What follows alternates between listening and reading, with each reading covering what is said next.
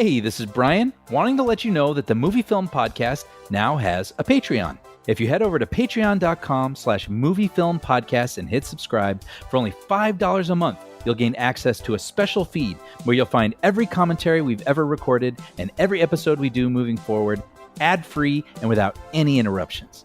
We are very grateful for our sponsors, and our free feed isn't going anywhere. But we wanted to offer an option we believe is the most satisfying way to enjoy the show. No ads, no interruptions. Your subscription will also go a long way in helping to support us and helping to sustain production of this show. So, if you're interested and able and want to enjoy the most satisfying way to enjoy the podcast, please head over to patreon.com/moviefilmpodcast and subscribe. We'd be very grateful. And now, on with the show. Welcome, friends, it's the MovieFilm Podcast. MovieFilm Podcast, enjoy the show. Zachy and Brian are talking about the movies. MovieFilm Podcast on the radio.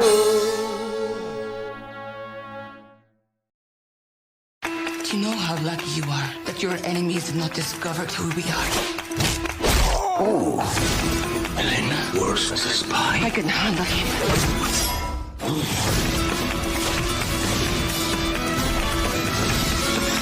Mine is not who you think he is. You have no idea who I think he is. Well, I think I know who you think he is. No, because you do not think. Really?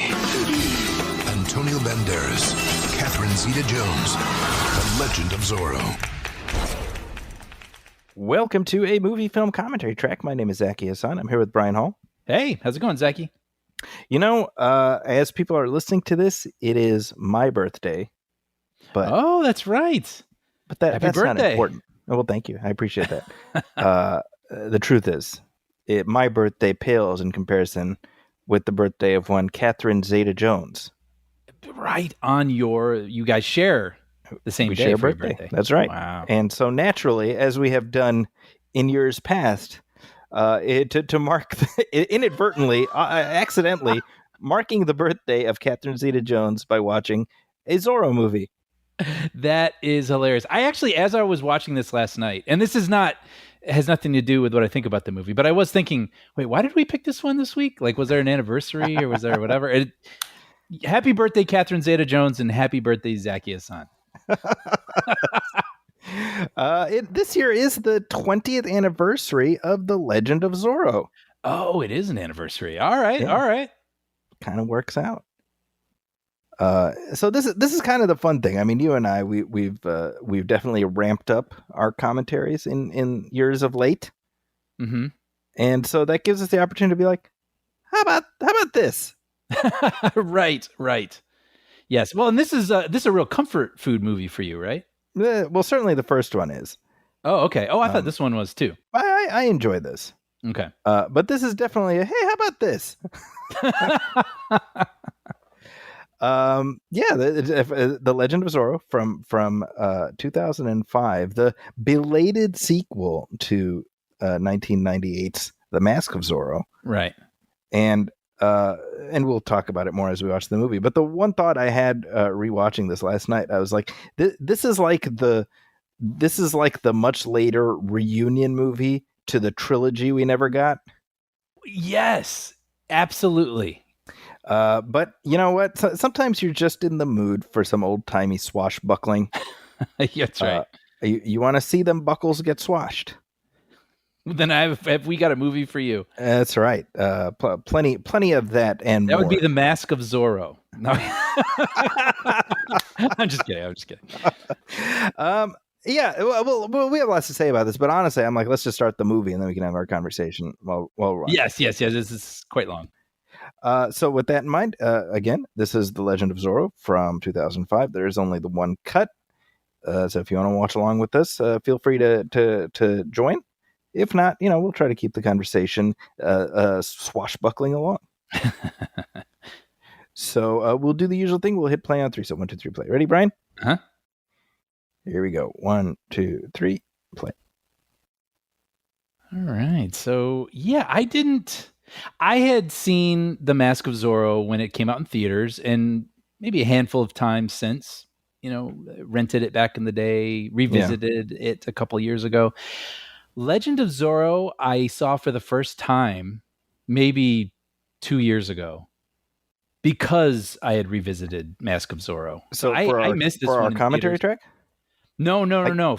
Oh, you know what? Maybe yes. I'm sorry. Yes, maybe I had watched Mask of Zorro and I was like, oh, there's one I haven't seen, so I watched it for the first time, and then last night was the second time I've seen this. So I'm not very familiar with this, and I was also kind of surprised to see that it came so many years after the first one, which was like a hit. Mm-hmm. Yeah. Yeah, that's I will say, I mean, I have a soft spot for this movie, and I've always looked at it kind of like, well, it wasn't as good as the first one, you know. I was going to argue this movie has many soft spots. I'm just kidding. I swear I'm not going to be that hard on this. I'm just sort of joking. I'll be honest. I went into my rewatch kind of like, yeah, well, this is the one. It's not as good as the first one.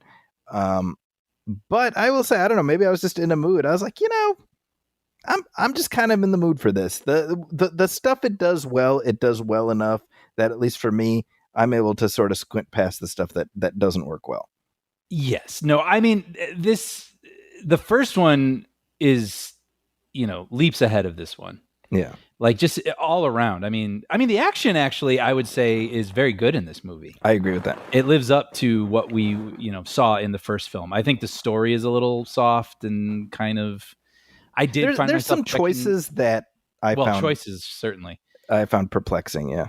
But I found myself checking my phone, which I hardly ever do when I watch things. But on the other hand, I did think I did watch this a little out of duty. Right. Mm-hmm. For this. And I think if I had chosen this, like, oh, I don't remember this one as well, let's put on Zorro tonight. It totally scratches an itch. Yeah. I will give it that. Did you see this in theaters when it first came out? Oh yeah. I by the time this came out, I had been married for a couple of years, and the first one, even though, I hadn't met my wife at the time the first one came out, she had a real affinity for it too. So this was one of those things where she and I were both looking forward to it, Mm-hmm.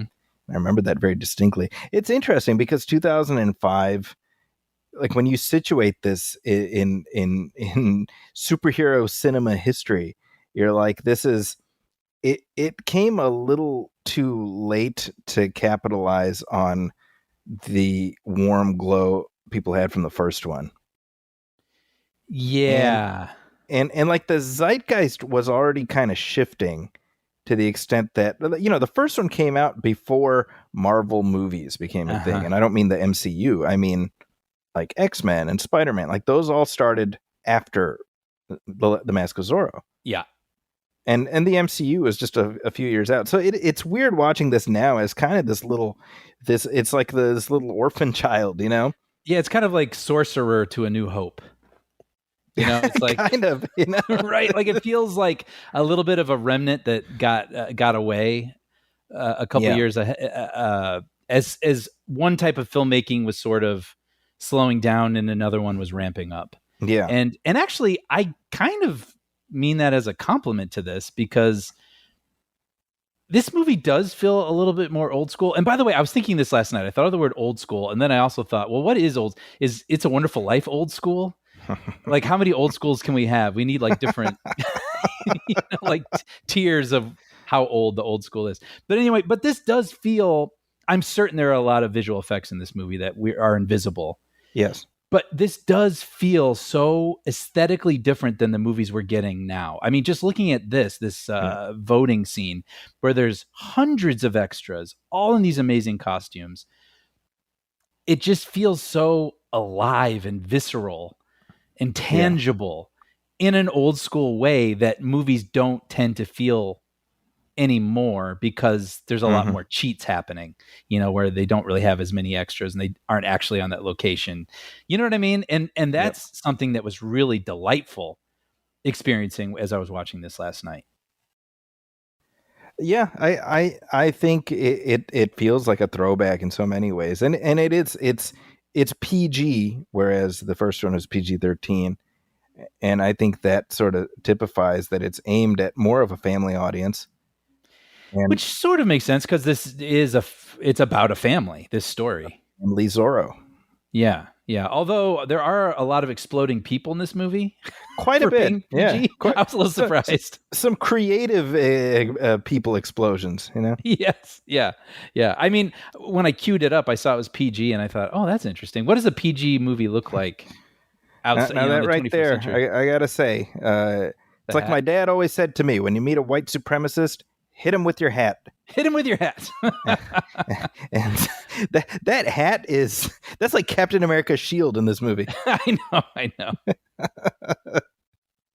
But no, I didn't really distinguish this as being less Not so much. action or violent than the I one. think the most PG thing to me that struck me, and I have no idea if this was actually what went into it, but there's a scene where the priest, you think he's dead, Yes. and it turns out he's alive. That felt like a PG choice, Oh, that's funny. Well, and I only bring it up so much here at the beginning because I was reading that Martin Campbell, the director, yeah, changed things to ensure a PG rating. And so in my mind, I was like, oh, why was that so important to them when I actually kind of can't tell the difference as I'm watching it? I'm maybe my perspective would have been different 20 years ago, but definitely now, as a parent of many children, I'm like, we need movies like this. Oh, for sure. I'm just saying I can't distinguish the difference. I think the difference is one way, the explosion of somebody's head is implied. Sure. The PG is just we hear their horrifying death rattle as they know they're about to die. PG-13 these days. Yeah, you see some chunks maybe. Maybe you might be right. This whole opening action sequence, I think, is fantastic. Oh, I mean, it just looks so hard. Yeah, there's horses and carts and people. That is incredible stunt. The guy dropping down in front of that cart. I mean, I'm sure it's a visual trick, but it looks amazing, like an old school Western where you're like, I bet that stunt person died. You know what I mean? That's what I'm saying. The action in this, A+. A+. Just like the first film, by the way. I mean, I can't imagine people listening to this or who have watched this haven't seen the first one, but the first one is 2 thumbs up. Fantastic movie. Yeah, and I think that the distinction is that in the first film, you have a character through line completely separate from the Zorro of it all, that is itself very engaging. Totally. Whether it's Alejandro's quest for revenge, his romance with Elena, the whole thing with Anthony Hopkins, and I feel like with this one, this is my guess. Between movie 1 and movie 2, Catherine Zeta-Jones became an all caps movie star. Yes, and had she won an Oscar at this point? I think so, right? Oh, Traffic? Is that? What did she win for? I'm not sure. Oh, Chicago, maybe? I think Chicago. Okay. That was before this, I think. Anyway, they had to figure out something for her to do. Mm-hmm. And I'm not sure what they figured out for her was the best. I feel like they were on the right track. Yeah. Because they do find ways for all 3 members of the family to become important. By the way, I just want to call it this. Martin Campbell, man. I know. It is a real loss that we did not get more action films from him. Because fact that sorry, just to interrupt. This is 05, and then in 06 we have Casino Royale. I was going to say this reminds me of that parkour opening. Yes, but really high up off the ground from Casino Royale. Different yet similar. Different, but no, in the best way. I mean that is a huge compliment because I remember when I revisited Casino Royale for doing a commentary for the show, and I hadn't seen it in a while. I was like, holy cow, this might be one of the best action movies of the 21st century. Yep. And it's because it's so kinetically filmed, but so Spielberg in its geography, in its perfect execution of letting us understand what's happening while still being kinetic and visceral and fast. Yeah. You know what I mean? And I feel like Campbell really nails that too in Casino Royale in that opening and in this one. I think the reason I think of it specifically is because it's high off the ground. And there's just so many amazing sweeping shots overhead so you can see no, they're up really high and this looks really dangerous. It's just so well done.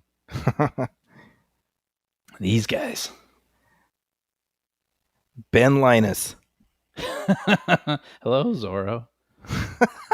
I'm just so used to conditioned from him from Lost that I thought anytime someone asked him a question, he would like deflect it, and just be like, a good question for another time. But that was like a good imitation.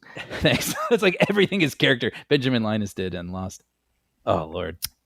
So Nick Chinland here, who plays McGivers, he is in Lethal Weapon 3 as the villain, who is he's the henchman to the villain played by Stuart Wilson, who's the villain in the previous Zorro movie.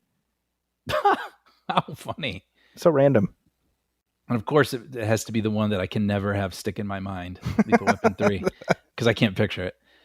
But I don't know why that one just won't stick in my brain. So this actor here, Pedro Armendariz Jr., he also appears. There's two actors in this who are in the previous Zorro, but they play different characters. What? Yeah, so the guy who plays the governor, he's in the previous movie as a different. He's like one of the Dons. Okay. Who's when Don Raphael, he has that where he's like, here's my evil plan thing, and he's the guy who's like, well, I don't know about that, or whatever he says. So he plays him, and then the guy who's the school teacher, he's also one of the Dons in the previous one. Interesting. Weird, right? Like yeah, it's been 7 years. Nobody remembers that. How Campbell's like, I want my buddies on set. Look at all those people, man. That looks so cool. That's just what I miss. I bring this up a lot when we watch older movies, but I just miss frames full of stuff. Yeah. That you can tell is there. Just the three-dimensionality of it all, and just all the hats flying, just so much stuff. I just feel like that's a thing we don't get as much these days. Well, what's also kind of nuts is that this movie actually was had a lower budget than the first one. Yeah, that's interesting. About $20 million less. Wow. Yeah. So you'd think like I don't know how it's performed in the 20 years since, but I would have to imagine that to whatever extent this was perceived as a disappointment, that's largely been made up, It like that whatever money they feel they didn't make. I mean, it's part of that 2-pack, So generally, you're gonna have people watch both. You know what I mean? Well, the first one, I looked it up. The budget was somewhere reported between 65 million and 95 million, and it made worldwide 250 million. Yeah. So part one, substantial hit. Yeah, and then this one had a budget of 75 million. Is estimated, and worldwide gross 142 million. Yeah, which is not great, but it's not the worst thing in the world. And and like you said, it's had a long life, I'm sure. And I watched it on Netflix last night, so it's getting streamed places. And see, I would imagine that in order because there was a desire to do another one. I know Banderas wanted to do one, but he was very adamant that if he was going to do it, Martin Campbell had to do it too. I love and then you got to have Catherine Zeta-Jones and everything. And so I think just looking at that budget, I'm guessing that a lot of the actors took a salary cut in favor of gross points. Sure. So which might explain why we never got a third one. Because once you factor out the points, it wasn't deemed profitable enough, Did you read, by the way, that Quentin Tarantino wanted to do a Zorro sequel? Yeah, Zorro and Django. Yeah. And they did do a comic of that, which he co-wrote. That's amazing. And with Antonio Banderas. And they didn't. I think what it came down to is Tarantino is famously flighty. Yeah, because he was talking about Jamie Foxx. I had a brain fart. But he was talking about doing a Star Trek movie at some point. I think he's got a lot of ideas, but he's just so precious about his. Yeah, him and his friggin' bullshit 10. about I'm doing 10 and I'm over it, man. Oh, I agree. So a couple of things. The chemistry that they had in the first film, Antonio Banderas and Catherine Zeta-Jones, that chemistry is still in full effect in this film. I agree. They're great together. But again, and maybe this is just me, Brian, you can tell me your thoughts. I'm like, okay, it's 7 years later. The first movie ends with them passionately kissing. They have a child and everything. And then this one starts with basically she's just the nagging wife. Yeah, well, actually, I wrote this down. I was like, this should have been the text at the beginning of this movie. Join us as Zorro is served divorce papers and scolded for not spending enough time with his son. Yeah, that's not how I want to start Zorro 2. It's odd because like I think the stuff the internal stuff that Alejandro experiences in this movie, the stuff about not being there for his son and everything, I think he could go through all that because I think that's meaningful and it works. Mm-hmm. I think he could go through all of that without Elena being the nag. I completely agree. It's funny you say that too, because did you see Roger Ebert's review? No, I didn't. I Okay, remember so- vaguely what he said. I didn't look it up again though. Well, I tried. I couldn't find video, so I had to read his written review. And he just said, "The Legend of Zorro commits a lot of movie sins, but one is mortal. It turns the magnificent Elena into a nag." Wow, really? See, yeah. I mean, he's right. But yeah. And see, but you know what's interesting? This whole like choosing family over duty thing. Yeah. Again, I'm with you. Like, there's a version of this that could work, but it's a tricky idea because, like, in this scene, Elena is saying, "I think you need Zorro more than the people do." But that's clearly not true. You know what I mean? Right. Like, we Yeah, just right. saw him save an election in possibly California. You know what I mean? Right. Like, Yeah. and so when in Spider-Man movies, when this conceit happens, his loved ones don't know why the hero is failing to show up for them. Mm-hmm. You know, Right. only that he's choosing something over them. That's right. So they don't understand, and our hero has to figure this out. You know what I mean? And in this one, she kind of does understand the stakes, but doesn't seem to care. And so then it turns her into, yeah, like you said, this accidental nagging character. Yeah, and I think the dilemma is that on some level, well, the movie is not going to end with them no longer a couple, Mm-hmm. right? So this whole setup, like basically we've this scene right here where we've got Elena saying, "Hey, Alejandro, spend time with your son, whatever." Like, we need this in order for the fake out of her filing divorce papers for that to work. Sure. But I think fundamentally you're asking the audience to believe something that it just feels like too far a walk from where the last movie left us. Yeah. And not where I want to walk. Yeah. Frankly, at least this early into the second film, you know? Yeah. But see, that all being said, I don't think, especially from the first half, I don't think Catherine Zeta-Jones is well served by the first half of the movie. Mm-hmm. Agreed. I do think the back half she gets some fun stuff to do. I think Antonio Banderas makes a meal out of everything he gets to do in this movie. Oh, yeah. Yeah.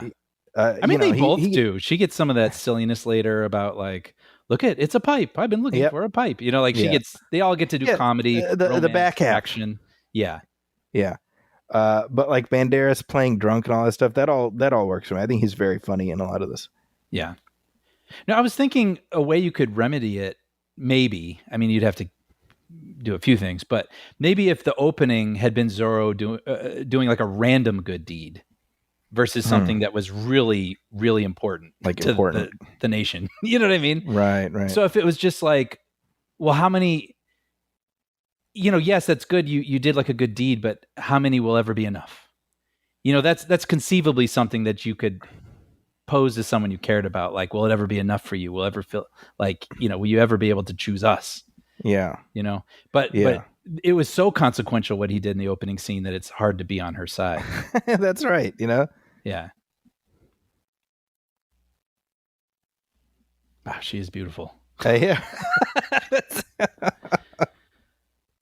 Yeah.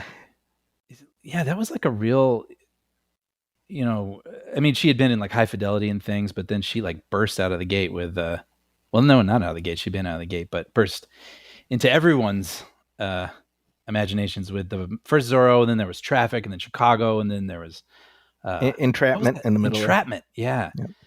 Well, I have said, I think I said this in our last commentary. If ever a career was launched on a trailer, it's Catherine Zeta-Jones in the Mask of Zorro trailer. Oh, totally. Yeah, yeah. Yeah, Well, there's you know, that scene, the sword fight in the the dress. sword yeah. fight, and then again in '99 you have her ass in the air with the entrapment thing. Isn't that funny? Because that's something where I don't even know that everyone's seen that movie, but it's one of those. It came from an era where everyone knew all the trailers, Yeah, and so you knew you're like, oh, I remember that from Entrapment, but you never saw it. You just remember the trailer because we all Yep. saw it. yeah. Yeah, We should do a commentary for that one of these days. I've never seen it. I mean, I saw it one time in '99, but I feel like we might have a fun conversation. Yeah, for sure. See this right here, I like that they show Elena as like a woman of action, Mhm. but I think the running. See, I think I think holding out this idea that she is, that she is divorcing Alejandro. I think that's a mistake. I think what you do is you let us in the audience know that she's being blackmailed into doing this, but we don't know why. Mm-hmm. So this, you say you're going to do this because we're telling you to, and then we find out later that they're Pinkertons, but we don't know. So in other words, we as the audience are like, oh, okay, she obviously doesn't really want to be divorcing Alejandro. She's being forced to. Right. I feel like So maybe because I'd seen it before, I did get that out of this. Like she's been put in a position where she has to. Yeah, well, disappear a little bit. know that from second viewing, but the first Yeah, time maybe it's that's kind of it. like, Not as clear. it should have been 100% clear, like what she's doing and why. Or even get a moment of her like, no, like resisting it because she doesn't want to put him through that, but she has no choice. Yeah. Might have helped. I think we should go to a bathhouse, Saki. I this is a weird, like, just everyone just sitting around naked and playing poker. I think it doesn't help that it's so hot where I am right now that I'm just uncomfortable in my own place. So like seeing all these like guys just sitting around looking sweaty, like playing poker in like a bathtub, I'm like, that just doesn't feel comfortable at all. Like I'd rather get into like a nice cold pool and I don't know. Just I don't know why I would ever want to be there. I'd pick a saloon, I think, over this. Although you look at Banderas' physique and it's like, remember when a hero could just have like be normal fit? I feel like we've talked about this with Harrison Ford. Yeah. You know what I mean? Like much was made when he did Temple of Doom. Like in the pre-production, they were like, oh, he's got this, I don't remember who it was, but this famous trainer and he's going to be super fit for this movie. And they made a big deal about it in the press. And then you watch Temple of Doom and you're like, yeah, he looks pretty fit. You know what I mean? Whereas now you're like, oh, I don't think Channing Tatum has touched a carb in, 5 years and he's eating nothing but chicken every 15 minutes. And, like it's, you hear these actors say it's not sustainable. Right. You can't actually live that way to keep that physique. It's just something they do for the movies. But yeah, it's the superheroes now, they look just almost unattainable. Yeah. Whereas here, he just looks like fit. He's just like human being fit, not comic book hero fit. Right. I love Antonio Banderas. He really is just kind of effortlessly charming, right? He is. It made me disappointed thinking again about Dial of Destiny, how underused he was. That's deeply disappointing. Yeah. It feels like they got him for that small role only because it was like, hey, you want to be an Indy 5? Like, yeah. what's he gonna say? Absolutely. No? But it just turned out to be kind of a nothing role. Yeah. So this actor Julio Oscar Machoso, he's one of the. Remember he's in Bad Boys. Remind me. He's well. I think we commented on how it's like in Bad Boys, the partners are separated by ethnicity. It feels like. Oh, the rivals. Yeah. Oh, I love him in this. He's a really great like. Sidekick. He's such a great like Alfred type character. Mm-hmm. Yeah. Right. But yeah, I was sad to see that this actor passed away a couple of years ago. Oh, that's sad. 2017. Yeah, because it's very distinctive. Like his voice is very memorable to me. Yeah, and he's very subtle. Yeah, in what he's doing, but it's so charming, and you completely, you always see what he is doing. Like when he gives these small little nods and winks and things. Yeah. He's not going big, but it just feels that much more intimate and like I want a friend like that. And Yeah, absolutely. Exactly. The performance he's giving. I felt bad for this actor poor here, boy, by the way. What's that? I just felt bad for that poor boy that's got to pee at the front of the. Anyway, go ahead. Well, I would want to be in this class. Yeah. Yeah. But no, the actor who plays the priest there, this actor right here, Tony Amendola, he's Don Luis in Mask of Zorro. Wow, that's so funny. And it's a prominent enough role that it's distracting that he's in this as a completely different guy. That's really funny. You know. That being said, the kid who plays Joaquin, I think, is terrific. He's like a little phenom. Yeah. Like he's just one of those kids like, it's difficult with child actors, right? You just kind of don't know what you're going to get. But this kid is just effortless. He's so, and everything he's asked to do, right? Like to be funny, to be brave, and then also later to be sad and to cry. Like he nails all of it, times 10. Yeah, it's tricky. I mean, I remember, when I first heard, Zorro's going to have like a 10-year-old son in this, it was a little bit of like, oh God, is this going to be another dumb kid? Mm-hmm. And this one manages to avoid dumb kid syndrome. Yeah. Apparently he learned English phonetically. Wow. To speak his lines, which is bananas. I would have never known that. Yeah. Crazy. I mean, look at him. He's a little ham. He's so good. Now, I got to be honest, I don't know that I would have chosen to make Zorro 2 about a mom, a dad, a son, kind of thing. Well, save that for 3. Or like you were saying at the beginning, save that for the sequel that comes a few years after the trilogy or something. Right. See, I think, so where the first movie ends, he has an infant child, right? Mm-hmm. And so I think that it's like, okay, well, we're 7 years later, so obviously we have to acknowledge that he has a son. Mm-hmm. I think but I like all this stuff. I think the father son moment. To me, it all plays. I enjoy watching. Honestly, both of these actors play off each other. Mm-hmm. Banderas is just he's fun to watch. I was thinking because between the time he takes the last time we see him as Zorro in the beginning to the next time, it's like a good half hour. I clocked that last night. I actually clicked on the thing once the action kicked in again, and it was like 47 minutes into the movie. It's a solid half hour, and that sucks. But I think that mostly lines up with the earlier film too, where there isn't a ton of Zorro stuff. Right. There's basically like 3 Zorro sequences. Right. And they're strong. I think in this film too, right? Yeah. But here's my dilemma, going back to what I was saying earlier. I think it's irresponsible for the father of a 10-year-old son to be Zorro because you don't have superpowers, so you could die. And you know what I mean? Like that's where my brain goes. Well, I was somewhere around halfway through, and for the rest of the movie, I was thinking someone should call social services on this family. Right. Because this kid is neglected by both parents for the majority of this movie. I mean, truly neglected, as if they forgot they had a son. So I agree with you. So this right here, I think Alejandro could kick this guy's ass and still preserve the moral high ground. Like, he's trying to tell his kid, like, don't fight or whatever. I'm like, but sometimes you just got to kick some white guy's ass.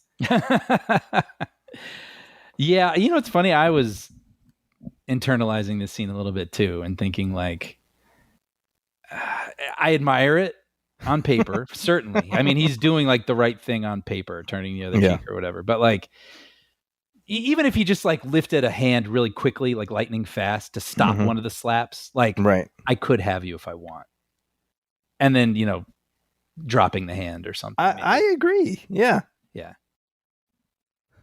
But yeah, I was thinking also like, I mean, of course, Zorro is Zorro, but in my mind, I was sort of thinking like, wow, this guy doesn't realize he's slapping Batman, and that's what it takes sometimes, like to preserve your I don't know, your cover. Yeah. Yeah, see, like all this stuff, the banter between Padre Felipe and Alejandro, I love all of it It's throughout very the fun. movie. Yeah. Rufus Sewell, man, I am a Rufus Sewell stan. Like, Yeah, sure. I love this guy, and it pisses me off that he's not in more stuff because he's a great villain in this, first of all. Mhm. But he's also just a great actor, man. He's awesome in Dark City. Yeah, Knight's Tale. He's also Knight's Tale, yeah. He had a show. The Illusionist. Is he in The Illusionist? Yeah, I haven't Prince seen Leopold. The Illusionist. He had a show on CBS, like maybe right around when this movie came out. Now that I think about it, called The 11th Hour. And it's one of the great lineage of CBS procedurals where you have a quirky genius and the cop that kind of helps out, Yeah, that's funny. It's a very sturdy genre. Yeah. And so they had Rufus Sewell playing that role, quirky genius. Oh, he's the and quirky he's one. damn That's good. interesting. Huh.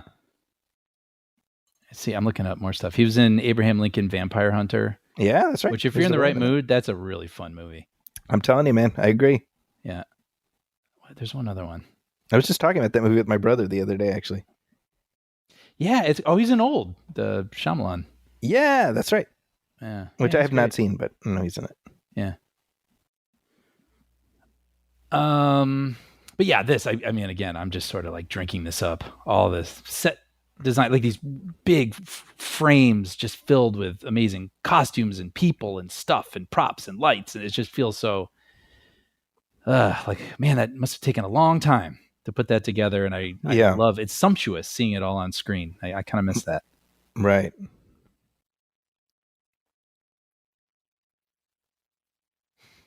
I remember in the early goings, they were saying this was going to be called Zorro Unmasked. Oh, I wanted to talk about this. Yes. Which, by the way, better title. I was about to say the same thing. I was like, I kind of wish they called it that. Because then you would remember which one is which. But that's what always happens. Right? It's sort of like the Fast movies, right? Where you're like, when I'm playing Cinematrix and I need to know specifically which Fast movie I'm using as an answer, I'm like, which one was this person in? But they weren't in that one. It's like Fast 5, Fast 7, Fate of the Fury. Like I don't remember which one's which. They're just words, right? And this one, The Mask of Zorro, The Legend of Zorro, like they don't feel like they are distinguished by their stories or something. Right. And so, yeah, Zorro Unmasked is perfect. Yeah, I mean, it happens in the movie. Yeah. And it's you kind of remember it, you know? Yeah. Yeah. But I guess different drafts. That were bit going right there around. cracks me up right there. Wait, which? Sorry. Where the guy is approaching them to shake their hand, and then Alejandro just slides in and pushes the guy out of frame. Oh, yeah. Oh, that's right. Yeah. Yeah. It's a very funny comedic beat. I mean, this whole rest of this scene feels almost sort of like screwball 1940s sort of, concepts and acting and jokes. And it's fun watching them ham it up because they're doing it really well.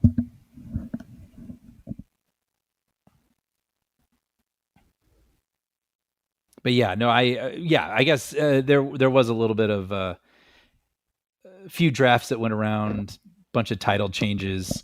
I think at one point it was even called Zorro 2, and then The Return of Zorro, and then finally they were like, it's almost like they gave up and were like, The Legend of Zorro, just go.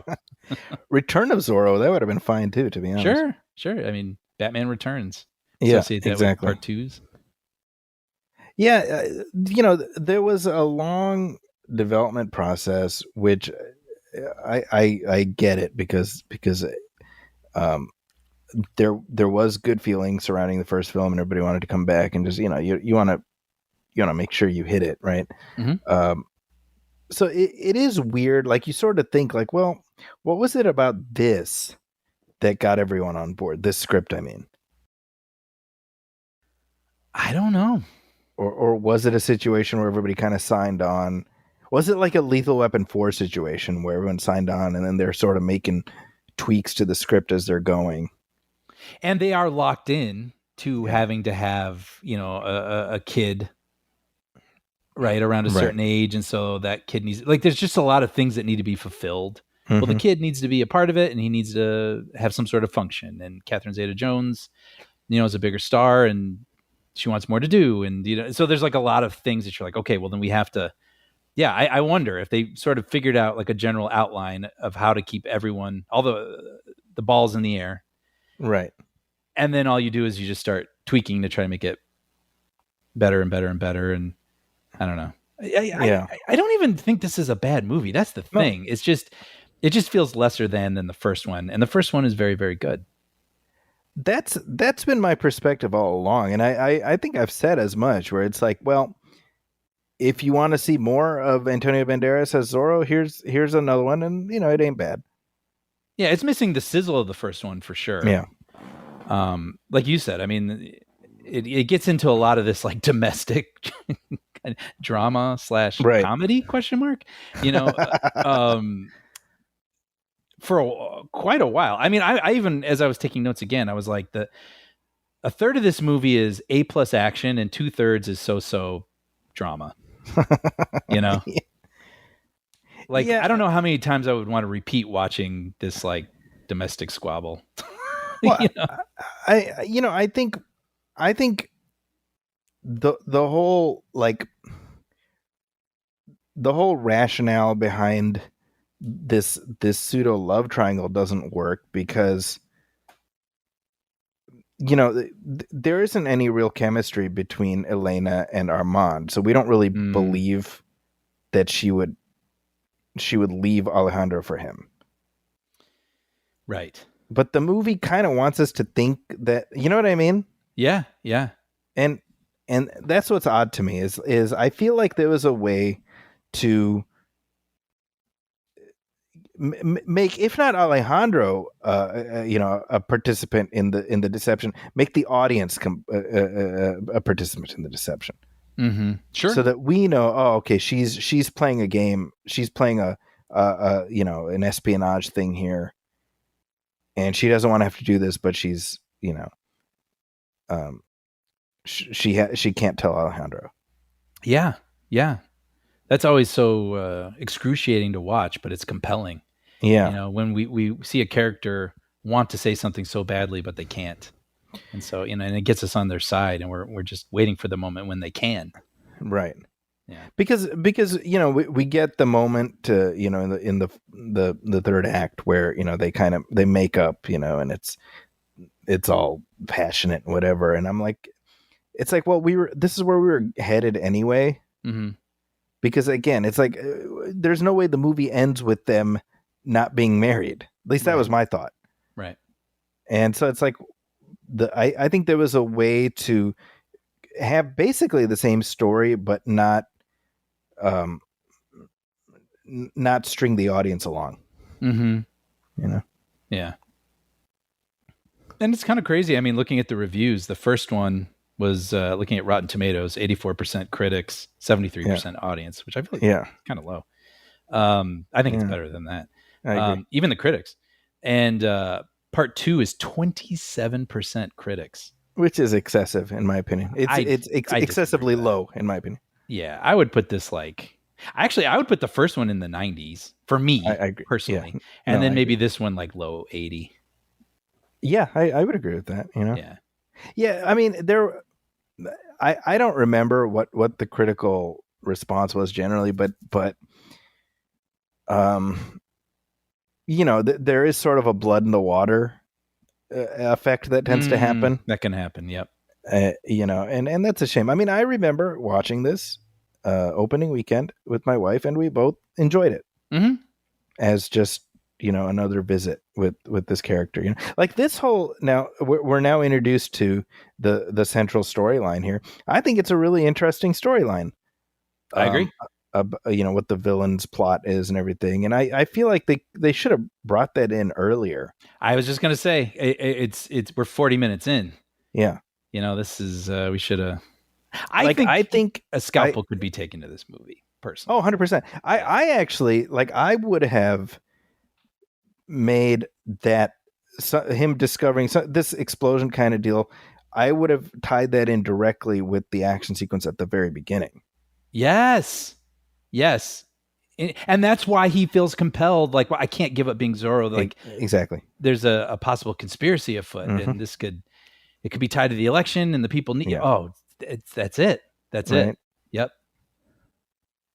Totally agree. Yeah. So that's kind of odd, right? And I think a lot of this.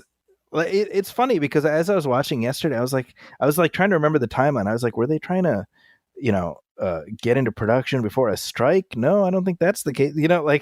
What are the reasons not to take just to tighten some of this stuff up?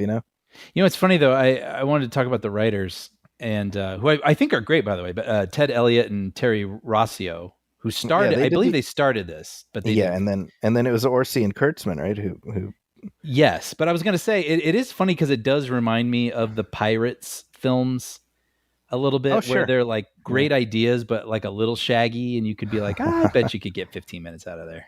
You know what I mean? It reminded me of that. So when I saw their names, I was like, oh, that's funny. Well, so they wrote the first one, yes, and which that is one, great.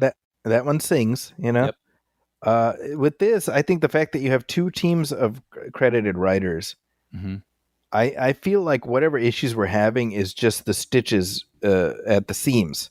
Mm-hmm. I agree. Roberto Orsi, by the way, he just died earlier this year. Yeah. Oh, was that this year? I remember. Yeah, it's February. I had no idea.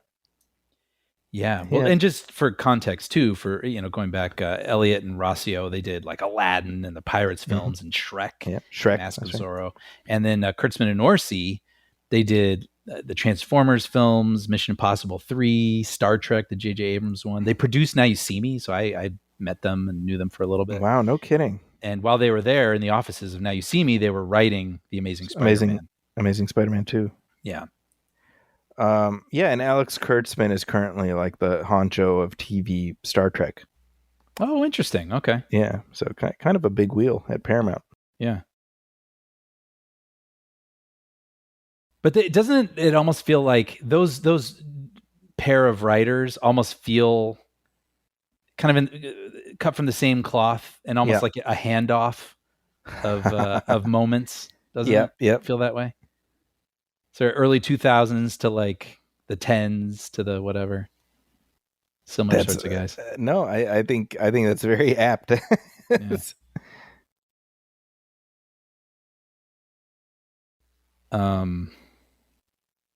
You think you'd be able to play polo if someone put you up on a horse? Without a doubt, I would not. And for a variety of reasons, I am perhaps the most unfit person who has ever lived. The idea of being on a horse, that's where I step back and say no. Have you ever been on a horse? I have never been on a horse. Oh, you can go horseback riding up at Griffith Park. Okay. By me, and it's really chill, and it's a cool experience to just sit on a horse, go for a nice little ride. You look up and you see the Hollywood sign in the hills to your left. You look to the right, you see, the city from above. We should do it. Okay. Hey, you've convinced me. Yeah, it's very, very relaxed and chill and nice. I feel like you're setting me up to come at me with a sharpened polo stick. Yes, I've arranged it with the persons.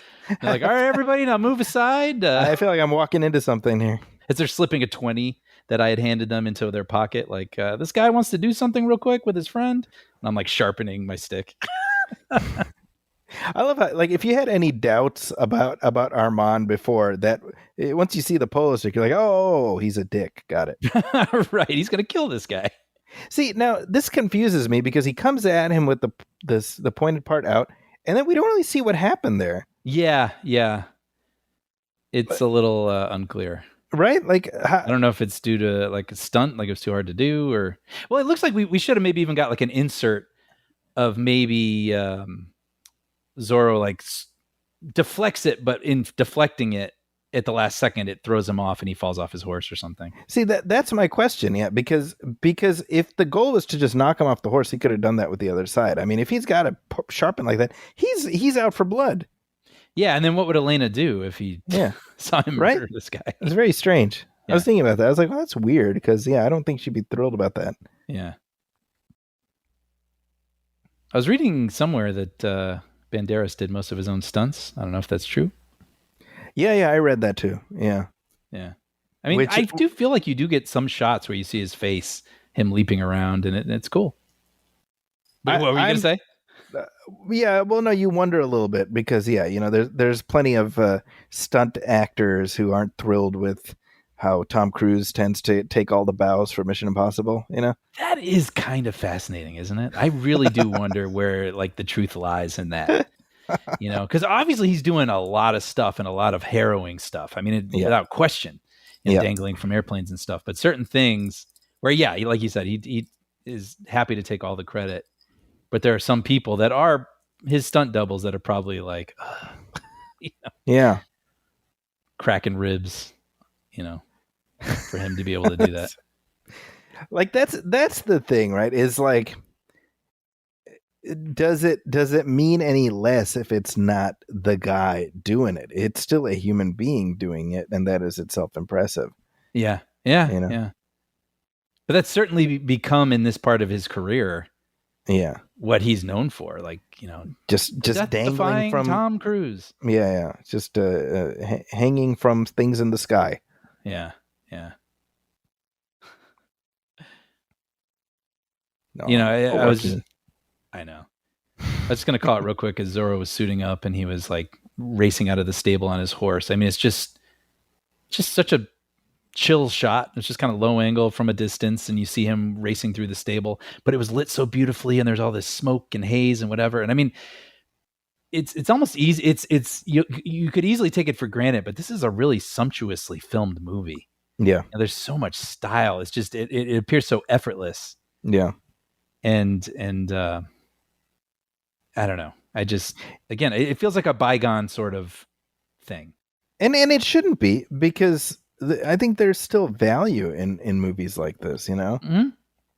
I agree. But I mean, I think even just in the way that things are filmed, I mean, I'm sure this was probably shot on film, and the way things that are even colored these days are a little different. And you just inevitably, movies are going to look a little different.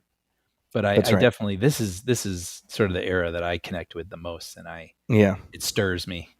Very much, like I said, throwback, Yeah. This whole sequence is actually pretty great. Not only in terms of how it's staged, which is very effectively, but also the emotional stakes that are ultimately at play. Yeah, definitely. They've done a good job of establishing. I mean, not just the villains, but the family here. These guys we know that they have a connection to Alejandro, and so they're not a mere abstraction. Mm-hmm. And it gives Antonio Banderas some good beats to play. Yep. Agreed. It's just so beautiful. Martin Campbell, I mean, you and I have talked about this before through, we've talked through 2 Martin Campbell movies, but really the guy just does not get enough credit.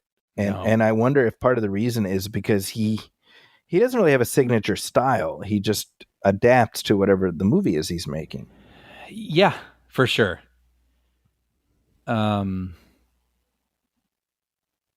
cut above journeyman. Yeah, I suppose you could say. Mm-hmm. Yeah, and not all his movies have hit. No. I'm just looking now, even like Vertical Limit. I was not a fan. Yeah, Green Lantern. Famously Green Lantern. Yeah, but when he does hit, man, he hits hard. Yep. What was that? Was it called The Foreigner with Jackie Chan and Pierce Brosnan? Yes. That was like okay. It wasn't the worst, but it could have been better. And he did one, the clean, or I guess it's called Cleaner, with Daisy Ridley. Yes, that's right. I was kind of curious about that. That was recent, and I know it's on HBO, I think. What was it? Edge of Darkness? Yes. With Mel Gibson? That was him, right? Yeah. That was good. Oh, I see. I remember the title. I don't remember. That movie was good.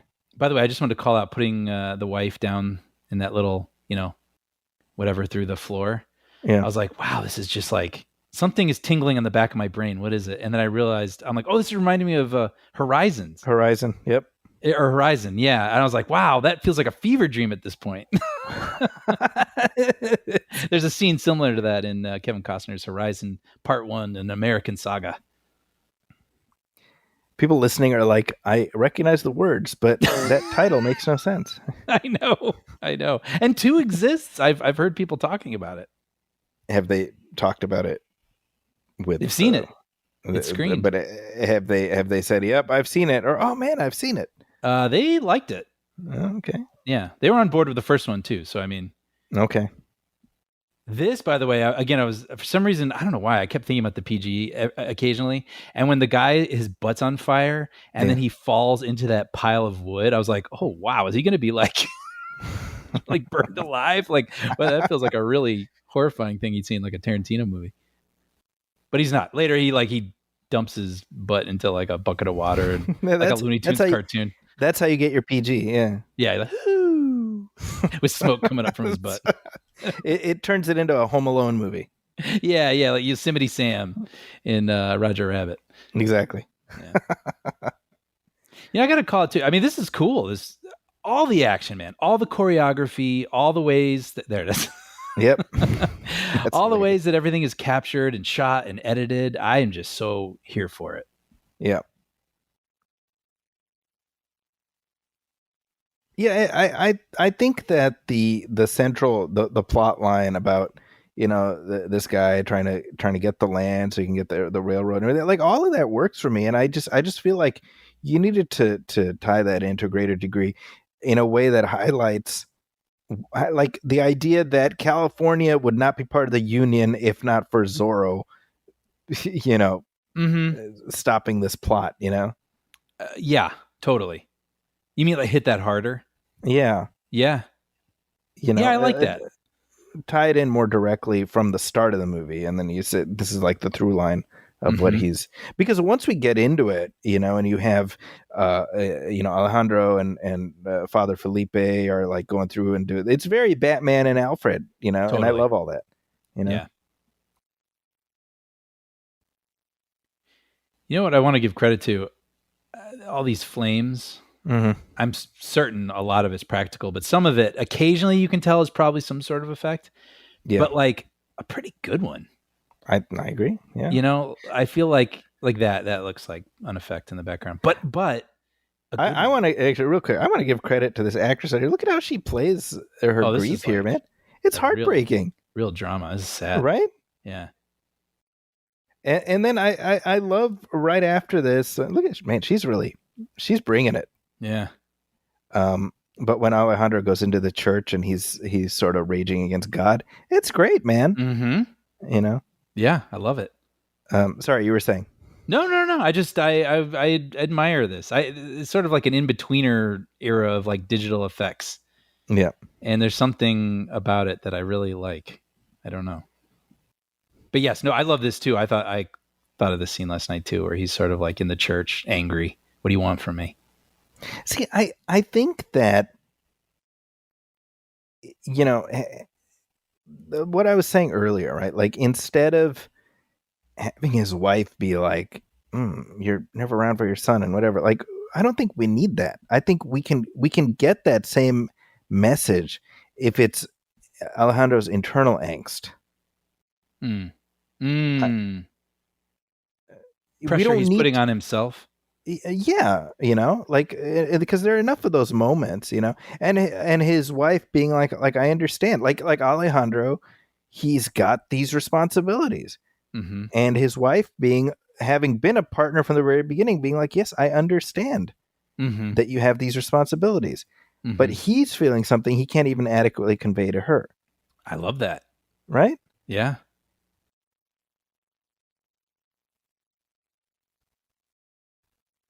Good note.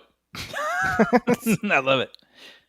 By the way, carrier pigeons. In fact, yes. Sorry. Okay, so carrier pigeons. After this movie, I'm like, how do they taste? That's yes. Are they gamey? How do they? How do homing pigeons know? Okay, I didn't want to. I don't want you to forget what you're going to say, but that's what I was going to say. How do you even begin to train? That's fascinating. Carrier pigeon like that. It's incredible. And See, did it really work as well as it does in modern movies? Maybe it was something that's where, like, that's kind of is it like a quicksand thing where movies have lied to me? right. Like maybe it worked a couple times, but not enough, and that's why they don't do it anymore. Like, I don't know. Right, because I'm thinking, okay, if you've trained them to home in on one location, maybe that kind of makes sense, I guess. Mm-hmm. But these dudes are like moving around the Pinkertons. Yeah. Right. So, right, it's very confusing. Right. No, I'm sorry. What were you going to say before the pigeon thing? No, I'm just trying to like game out how to preserve the framework of the story while not indulging in this. Oh, but now she wants a divorce and whatever. I'm like, maybe give her more agency from the beginning. Like she isn't just a housewife or whatever. She's doing some kind of government work or something. Mm-hmm. And so she gets pulled into this investigation of Armand, and maybe she, like, Alejandro is feeling jealous, but we in the audience know, oh no, well, this is part of her thing. And like, you know what I mean? Like, no. I can see these tweaks. Yeah, for sure. And you'd still get generally the movie that we have here. We would feel a little bit better about it. Right. That's exactly it. Yeah. Although, to be fair, I was surprised that the audience score on Rotten Tomatoes was so low, somewhere in the 40s. But oh, that's interesting. But I saw that the cinema score was like an A or an A minus or something. Right. So I was like, that sounds right. I think that at the time this came out, this was a perfect family movie. Mm-hmm. And it's what we were saying before, kind of like it's this orphan superhero thing, because it's like a few months after Batman Begins, which really, like, when you look at how impactful that movie was, I don't think people even realized at the time how impactful that would end up being. Right.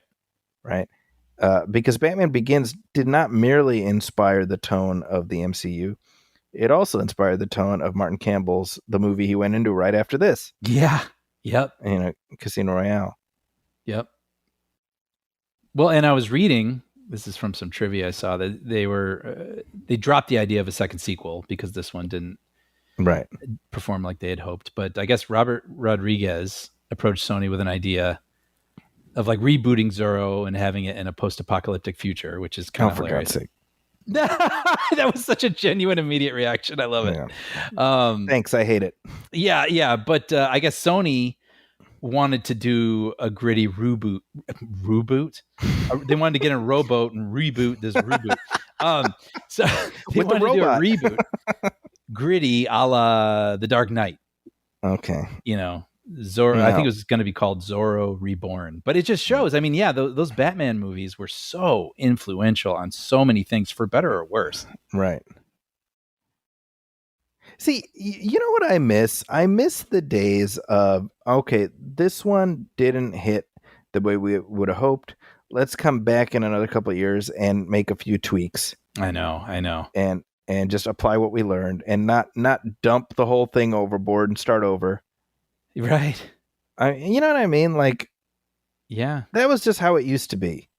You know what it reminds me? This morning I was reading the movie Weapons, which was like a real surprise hit this year. Uh-huh. There's a character in there who's an important character, but not, one of many important characters. And they're thinking about making a prequel focusing on that character. I heard that, yeah. And I was like, no.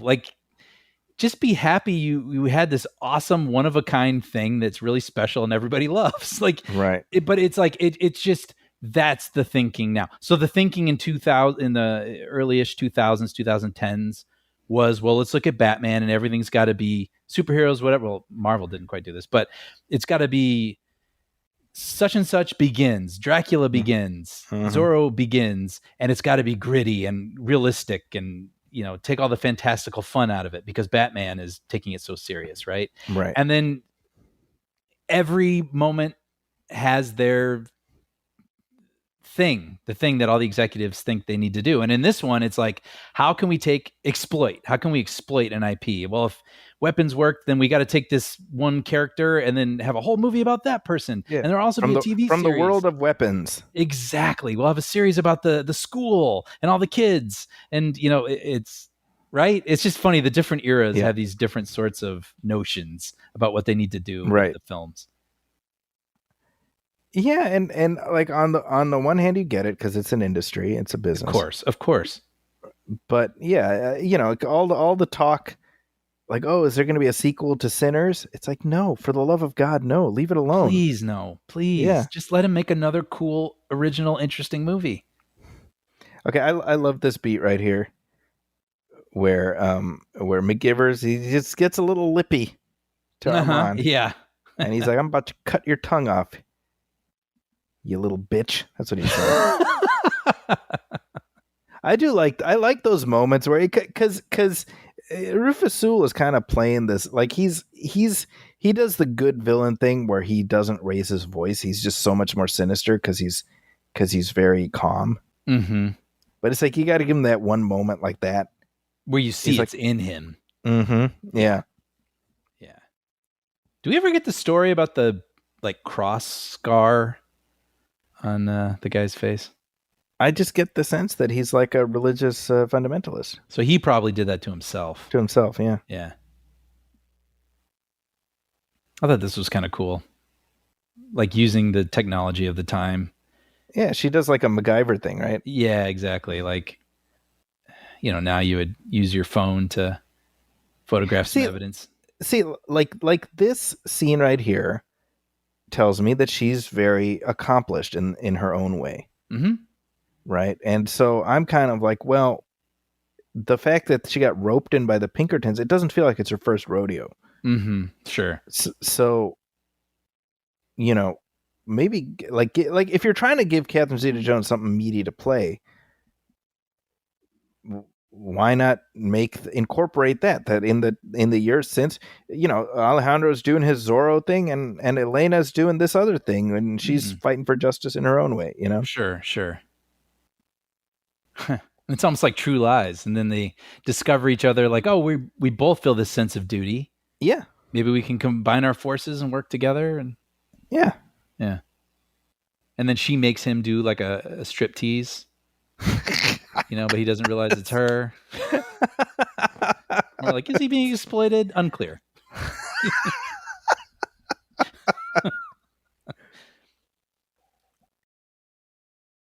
Now, I think, fun.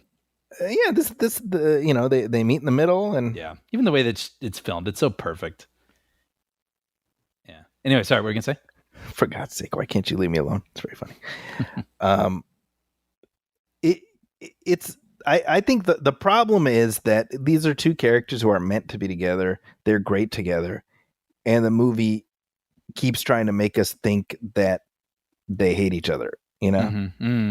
And that's weird. Right. Or they're pissed at each other, whatever.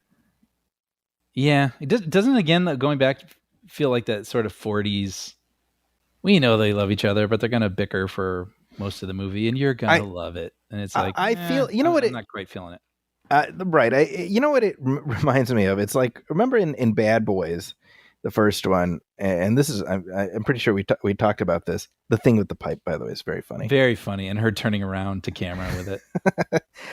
Remember in Bad Boys, there's the whole runner where Téa Leoni, like they're trying to convince her that he's Marcus and he's Mike, and they have to do the swap identity.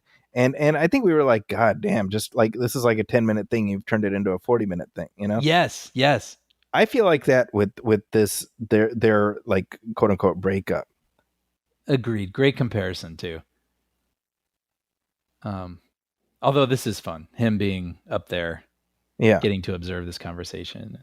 Like I think that you could have read in Alejandro earlier,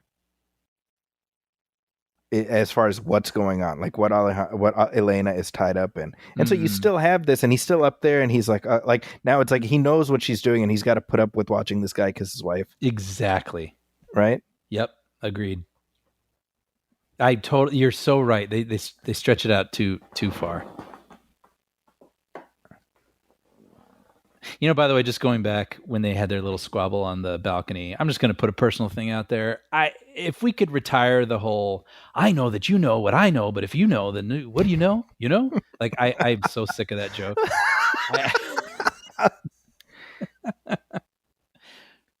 But how do I know? I know what you know. I don't know. I've never. It's like a Three's Company episode.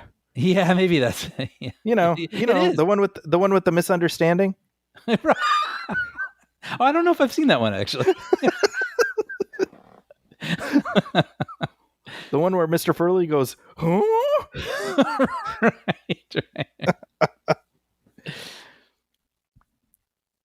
Pearls. Isn't those? Oh yeah, Tornado's like smoking the pipe. I was like, what? I love it. They full on turned Tornado into a cartoon character in this movie. He like smokes and drinks and like does what he wants. And he has like the bug eyes in one scene. Oh, I don't even remember that. Yeah, that's near the end when they're on the train. Oh, that's funny. I'll point it out when we get there. I was starting. I mean, this teacher, right off the bat, I didn't like him because that poor kid had to pee, and he was making him like not only not letting him go to the bathroom, but he was punishing him. But then, this moment where the boy sneaks away and everything. And I was just like, this poor long-suffering teacher, like, to deal with these kids. Even back then, teachers weren't paid enough. I know.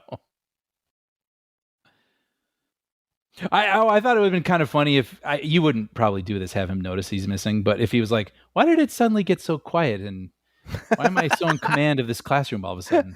Oh, no. Joaquin. That's hilarious.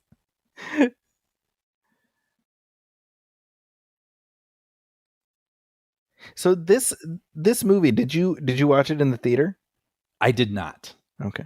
No, I saw it for the first time about 2 years ago. Okay. Yeah, so that would have been right around, because I remember when we did our commentary, you had not seen it. Yeah. Yeah,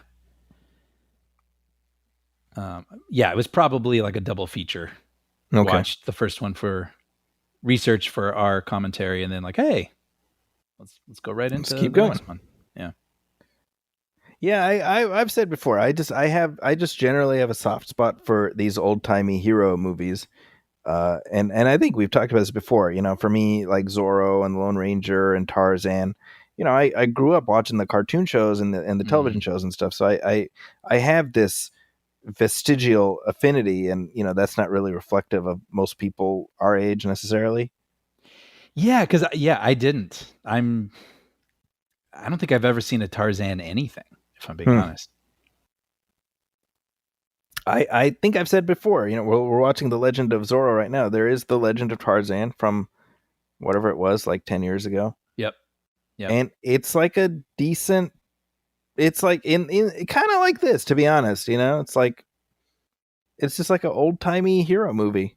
Yeah. It feels like something I would enjoy. I have it written down. I have a really, really long list of recommendations people have made. And from you, I have it written down on there. I saw it the other night.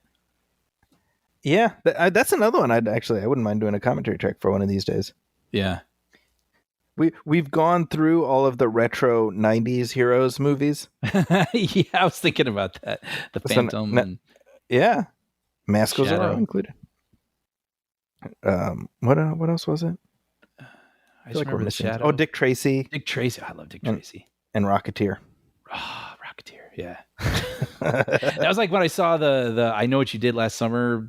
I don't even know if it's a reboot, sequel, prequel, whatever it was, that came out in 2025. I Know What You Did Last Summer 2025. Billy Campbell's in it. That's right. You said Billy Campbell. Yeah. And I was like, hey, Billy Campbell. And I was probably one of the few people in the audience that was like, why don't they show that girl's dad more often? I really like him. It's the Rocketeer. The Rock-a-Who? Yeah. Look at this kid. How is he not in so many more things? He is such a great little actor. Yeah, I'm kind of wondering, like, did he continue acting? A little bit. I looked him up, but not as much as you would think. No. But he's just he does everything. He does the stunts and the grit he's doing here, and the comedy and the sadness later. It's so good.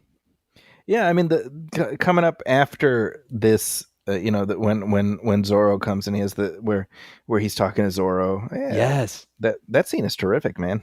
Yep. Agreed. Kind of heartbreaking. Yeah, exactly. Having to hear that. See, the whole plot involving the soap and stuff, I just dig that because it's kind you track with it, you know. Oh, totally. I love it. Yeah, it's a good sort of.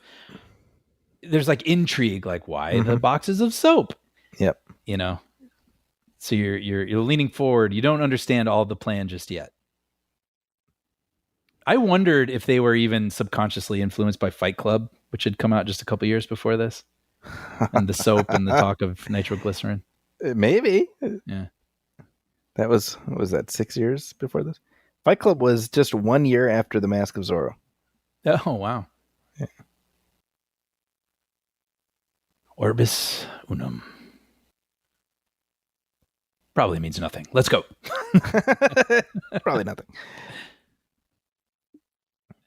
But yeah, this is I feel like I read it might have been the Ebert review where he was just like, picture your dad and like, you know, the way that he raises his voice, the way he gets up from a table. Now just put a mask over his face. Do you think you wouldn't recognize your dad?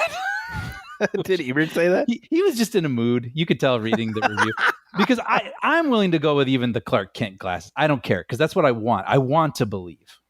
You know what I mean? But it was just funny. He got stuck on that in this. See, I think that I of course I get what he's saying, but I just feel like this little boy, Zorro is his hero. Totally. And so he's not even going to think of his dad. He's going to think of his hero. Right. And he knows his dad is that pansy ass guy who got pimp slapped right in front of him. Right. And he didn't do shit. That's funny. Well, speaking of shit, this is the last time I'm going to quote Ebert's review, but I wrote this down because it was so funny. That was cute. He's just so cute. All his little choices are so very good. naturalistic. Kid. Okay. Anyway, so Ebert said this. I'm quoting Ebert now. I am searching for the correct word to describe the scene where Zorro is served with divorce papers. I found it. Shame I can't use it. 4 letters. This is a family newspaper. Starts with S. All right, Roger. Come on, man. He's feeling pretty catty that day. I know. Jeez. Hilarious. See, that's really interesting because you know, I feel like Ebert's philosophy as a critic is something that, and it's certainly something I've tried very hard to internalize, is you meet the movie where it is. Yes, he did that more often than Siskel ever did. Oh, for sure. Yeah, so I agree. He just seemed like he watched this movie on the wrong day. But I'm sorry, we're talking over such a sweet scene. It really, I really like. This is what I was saying at the start. I'm like, I'll take some of the stuff that doesn't work for the stuff that does, like that. It's a beautiful scene with Zorro and Joaquin. Yes. You know, and this gets to what I'm saying. Like we don't need Elena being like, and your son doesn't know. It's like, bro, he already knows. Yeah, he feels bad enough, and hearing his son say it. Yeah, exactly. Right? You know, so then him as Zorro being like, I promise you, your dad will show up for you. That's great. Now on. Yeah, you know. Yeah, it's nice. See this scene here, I really like just the. Again, this is Bruce Wayne and Alfred. You know. Mm-hmm. Yeah. Is he from other stories? This character. Is he sort of an Alfred figure? Felipe is a character from different Zorro stories, but bear in mind, I mean, Alejandro is new for the movies, right? Right, of course. So there was a Felipe who helped the Don Diego Zorro. I don't believe this is meant to be the same guy. Okay, yeah. I forgot about that. That's kind of like, because Zorro is like public domain, but Alejandro Murrieta is he owned by Sony? How does that work? Huh? I don't know. You know, is Zorro public domain? I think Zorro's public domain, right? When you said that, it made me think of Robert Rodriguez's post-apocalyptic idea, and I'm kind of like, I've said this before with Batman. Once he enters public domain, go for it. Yeah, well, it's Like, coming. make the post-apocalyptic Batman, make this Batman. I'm fine with that. I would love to see people not have to be beholden to a studio or rights holders or something and do their take, with us understanding this isn't necessarily, Warner Brothers big Batman offering, but someone's got an interesting idea, maybe not quite the budget, but they want to try something with Batman. I'd kind of like to see that stuff. Well, it's all right around the corner. Yeah, and I might be, eating my words soon, because people clearly, when Winnie the Pooh entered the public domain, people were like, let's make him a serial killer. Let's have him murdering people. Yeah. Yeah, and they couldn't even do that well, because I've heard it's terrible. I believe that. I mean, I believe it too, but it's like, well, you had an opportunity to make something maybe even campy that people might like, but you couldn't even do that. Right. So, I don't know. I'm just looking at the rights issues. My God, it's a big Gordian knot. Oh, really? Yeah. Okay. Well, my sense is this. This is from Wikipedia, so consider the source. But the court ruled that since the copyrights in The Curse of Capistrano and The Mark of Zorro lapsed in 1995 or before, the character Zorro has been in the public domain. However, there's the majority of rights are held by Zorro Productions. Okay. So I think my sense, it's kind of like a Batman situation where aspects of those early stories are in public domain. Right. But I think if you were to just dress up a dude just like Antonio Banderas in this movie, you'd probably get sued. Right. Zorro. Zarro. No, I mean, you could call him Zorro, but he can't look like him. Yeah. Like maybe the cape came in years after the idea of just a character named Zorro, and so then you can't have the cape, and you. Yeah, like it's kind of like with Superman, right? Like, when the copyright lapses, you can probably have him look exactly like in Action Comics #1. Mm-hmm, mm-hmm. But you can't use the symbol. And I think that's the reason, by the way, that DC has so many active trademarks on different versions of the Superman symbol. Right? Like, so they I'm pretty sure that they've kept a version of the Superman symbol exactly as it appeared in his first appearance, and they've kept that trademark active by putting it in various things. Oh, smart. Right? These Pinkertons. I was just going to say the Pinkertons. I looked them up afterwards because I wasn't super familiar with them. Like a private detectives. Yeah. Right. And they were like pioneers, right? For the way that they investigated. That's my sense. Yeah. Kind of a pretty big deal historically. Yeah. I'm Googling now. Yeah. They're not generally the baddies. Yeah. They've developed several innovations that helped shape modern policing, including a rogues gallery of criminals, the use of surveillance and forensic techniques, and the systematic recording of criminal information. Wow. The term private eye is thought to have been coined by mystery writer Raymond Chandler, possibly inspired by the Pinkerton logo of a large unblinking eye. Huh. They thwarted an assassination attempt against President-elect Abraham Lincoln. Wow. That's pretty crazy. I'd love to read a book about them. That's a movie right there. Yeah, it is. Or a series, like right? Pinkerton. The assassination attempt was by vampires, presumably. Yeah, right. Led by Rufus Sewell. So it all. Yes. Cool. Which, by the way, I didn't even realize till the end of this movie. I was like, wait, is that guy Lincoln? It is, right? Yeah. Yeah. Yeah. Lincoln Michael Emerson, who plays Ben Linus, and he's the Pinkerton on the right. He was also on that show, Person of Interest, which is a freaking great show. Yeah, I know. You always tell me that. Someday. Yeah, I mean, notwithstanding the fact that Jim Caviezel is extra crispy cuckoo bananas. Extra crispy. Notwithstanding that he's good on the show, though. Yeah. No, I remember that. Sorry. That's good. I like that.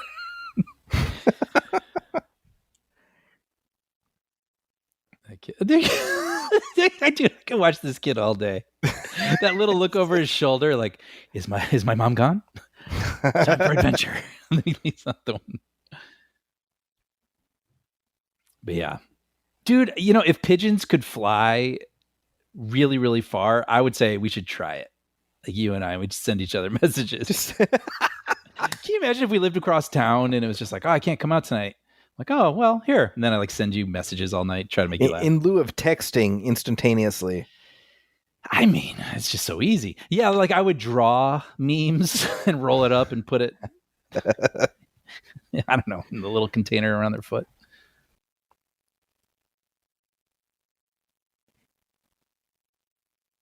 Yeah, see, all of this sort of palace intrigue with Elena's character, it really does strike me like they were trying to figure out what to give Catherine Zeta-Jones to do that would entice her to come to do the movie. Yes, agreed. That's my guess. Yeah, and I think if you get this movie down to 150. Or something, I think the whole thing plays stronger. I agree with that. Yeah, and not even just you don't even have to do the changes we were suggesting. Just what you have here, I think it would just play a little stronger. Yeah, more urgent. This kid. Yeah, his parents have no idea that he's so he's a great little superhero himself. He's a little Zorro of his own. Yeah. A little Rory Calhoun, every one of them. Yes. Look at you, standing on 2 feet like Rory Calhoun. Now, the first time you heard of Rory Calhoun was on The Simpsons, right? Yes, without question. Okay. I wonder, what was going through the writers' heads that was the name they landed on, yeah, I don't even know. I don't know. Because you've been in that situation where you probably you have some random reference. Oh yeah, yeah. You just throw it in for your own amusement. Yeah, I guess for us it'd be something like Bozo the Clown, maybe. Right. Or something that your kids, why would they have any idea who Bozo the Clown is? That's funny. Yeah. This is the last thing I'll say about The Simpsons because this is a big tangent. But recently they've been showing classic movies at the theater by my house, and my friend and I saw Clockwork Orange, which I'd only seen it once before. I don't know it very well. And I had forgotten how many things from it are in The Simpsons. A lot of it, Mr. Burns. Yeah, just funny little things like that moment where he's eating, and I think Smithers is spoon feeding him, and he's opening his mouth because he wants another bite. And I was like, oh my gosh, that's from this? There's just, it never ends, the things that I discover, the random things that some writer had in their head from movies that I learned through another source. Anyway, I love that he's got his slingshot. So if there was the action figure, yeah, he would have a little slingshot and an apple core. I love that. Did you ever have one of those, by the way? Did I have a slingshot? Yeah. No, because I didn't grow up in the 1950s. Okay, fair enough. I remember being with visiting my grandpa once, and he had a slingshot. What's the thing with the you hold it with one hand and you pull back the rubber thing? And is that a slingshot? Slingshot. What's the thing, David and Goliath, the leather? That's just a sling. A sling. Okay, so my grandpa had a sling, and we went out into a field, and I got to try one of those. And I remember it was very cool, but I was so afraid that I was going to hit myself in the head like one of the Ewoks. Yeah, remember that? Yeah. I remember I had that in my head. That was wasn't that Wicket? Yeah, I think it was Wicket. Yeah. Anyway, father and son. I love that. Prison changes a man, son. Yeah, it's cute. That's fun. This script is very witty. Yeah. Well, I like that.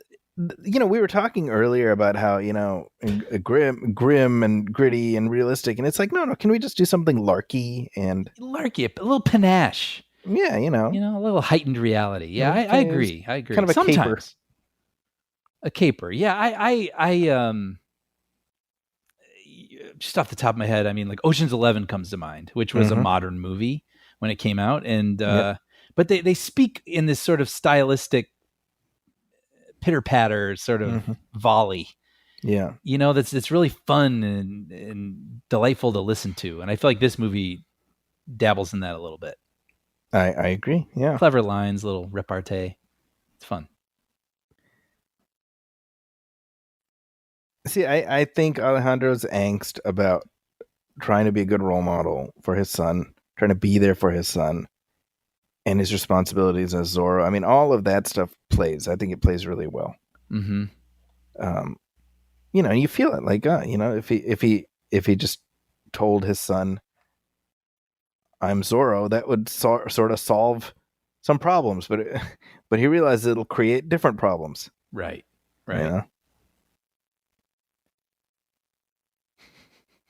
I'm gonna be totally honest with you, just in complete transparency. Occasionally, I'm tapping my iPad to see where we're at time wise, and I kid you not, I've done it 3 times, and they were the same 3 times I checked last night. Weird.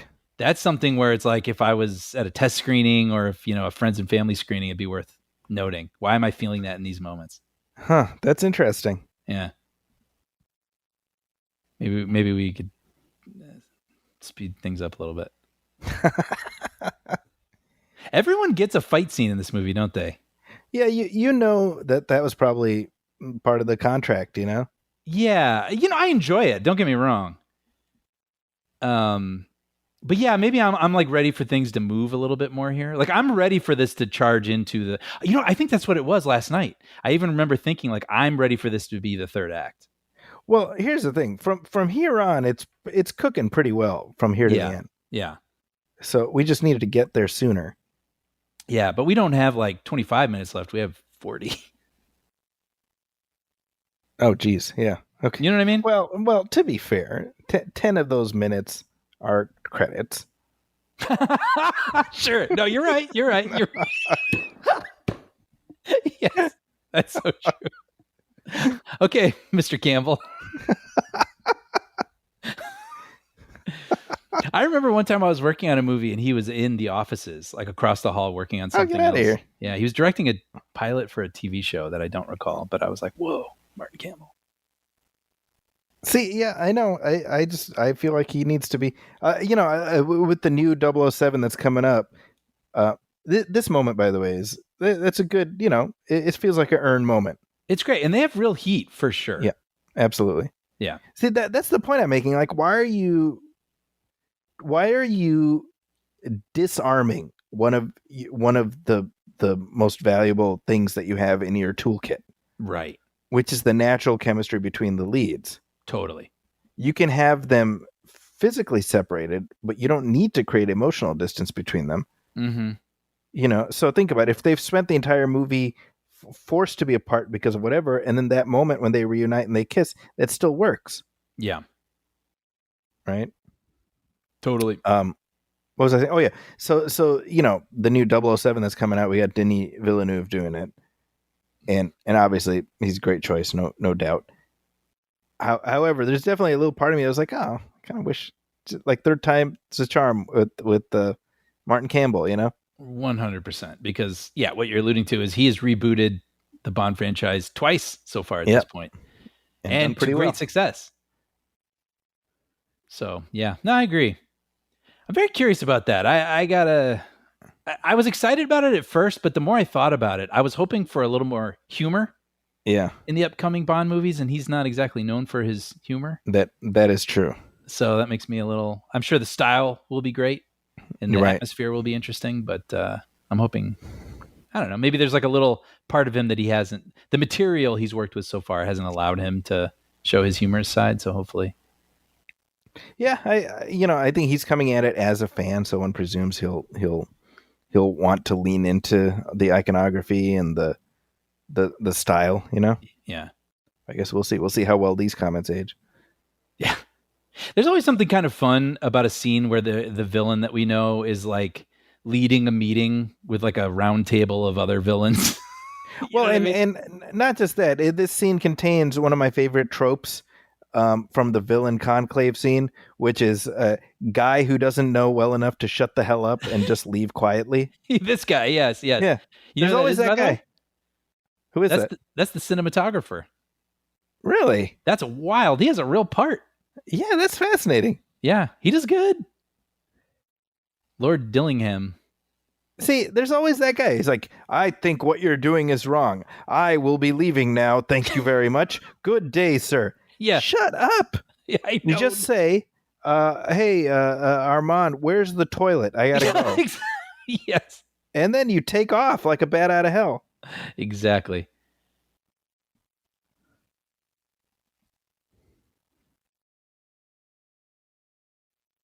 Because they have that similar Conclave scene in the previous film. And you've got, the Don Montero is like, hey, here's my plan, and something Santa Ana's gold and whatever. And you have that one guy who stands up. He's like, well, Don Montero, what about? And I'm like, oh, here it comes. But it actually ends differently. He's like, oh, okay, you make sense. And then he sits back down. Right. Pattern interruption. That reminds me of Batman Returns also, where Penguin's giving that big speech and he's like, we're going to kidnap all the firstborn. And that one clown's like, hey, I don't know, kidnapping children. About that. Yeah. And Penguin's like, oh, sure. And then he murders him. Yeah, why don't you just shut up and just leave quietly? This is our PSA, guys. If you're ever in a conclave of villains and you don't agree with what the leader is saying, keep it to yourself. Excuse yourself. Just go to the bathroom. Ask where the toilet is and take off. Yes. Yeah, I didn't remember that Philippe survived, and I was pretty sad here. I mean, it plays well. It works because you love him so much. I actually thought like, oh, that is sometimes things are so telegraphed where it's like, the friend of the hero whose wife just had a baby and just paid off his house. Likeable doomed partner. Exactly, like that kind of thing. And you're like, oh, okay, that guy, well, fate, he has to die. It's just the way it works. Yeah, but you don't like. Had he died, No. It would have still worked. Yeah, I agree. I'm happy because I like him so much that he's back. And if there were to be a sequel, I would want him to be in it. right. But this death, I was like, oh, I did not see that coming. I love this guy. Good move. Yeah. It's making me think everything's dire here and everyone's at stake. Yeah, I think it works both ways. I think it works as a death, but it doesn't feel like a cheat when you find out he's still alive. Same. Right. So it's not like Alessandro Nivola in Jurassic Park 3 or something where you're like, okay, come on now. Yeah, right. When he turns up alive at the end. I forgot about that. Or like War of the Worlds with Tom Cruise's son. Yeah, that's actually like, a better example. I've just been chilling in this house the whole time. Where you been? Where have you been? Yeah. This feels very like Spielbergy. This hat thing. Do you remember this? Oh yeah. Totally. Like Indiana Jones, right? Where the guy presumably got hit in the nuts. The hat like when in lands. doubt. Right? Doesn't that feel so old school? 100%. I mean, I'm saying Spielberg, but I'm sure that's Spielberg being influenced by the movies of his youth. Well, and I mean, and this is an Amblin production, so one presumes he. Holy cow, you're right. Right. I wouldn't be surprised. We forget. That's true, huh? I mean, both of these movies are so reflective of Spielbergian sensibilities. They really are, yeah. By the way, see all that like light flicker in the background? Mm-hmm. Sort of the like electricity looking stuff. Ping, pong, pong, pong.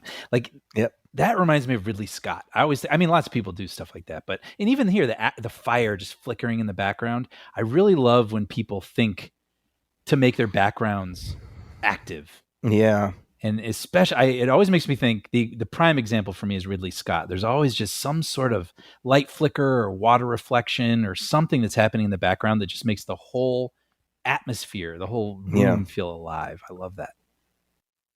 It's interesting. Just the other day, I was watching a clip from The Flash, and it's the scene where it's like Ben Affleck's last scene as Bruce Wayne, where he's just talking to Barry Allen. I don't know if you remember this.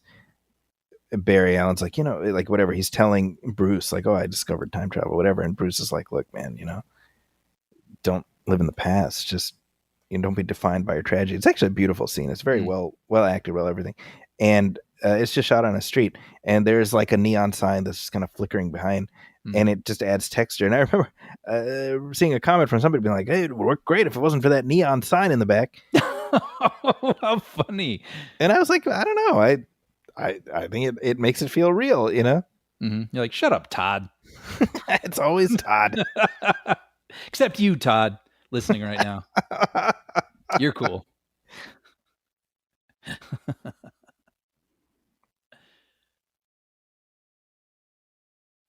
You know, I remember calling this out. I'm thinking now I got Spielberg on the brain, but the way that they started this exterior stuff was this impressive shot of this train and then craning up and seeing our characters coming toward it.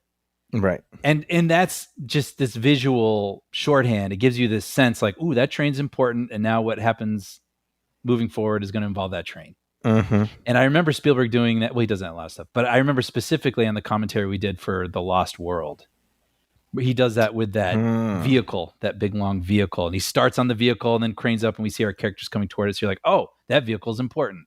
Huh. I just love the directors that think of that stuff. Yeah. That are telling us things through the camera. Feels feels old school. Right. It feels kind of like a bygone approach to some of this stuff. Yeah. Because unfortunately so much of so much of action cinema these days is just built around the previs. Mm-hmm. And so there's less of the craft that goes into just there's less immediacy of finding those moments on set, you know? Yeah. Yeah. See, this is where my mind goes. I'm like, what does a carrier pigeon taste like? It is funny because there's something wrong with the food, but you're like, what is it? What is it? Yeah. Like, is it poison? That seems too simple. That's pretty great though. Pigeon. See the way she's like, I'm like what? Like, is it that much different than pheasant? I don't know. That's my question. Like, is it like, oh, because I've been found out and I feel sick? Yeah, I mean, if it was like a relative of hers, then I would understand. Right.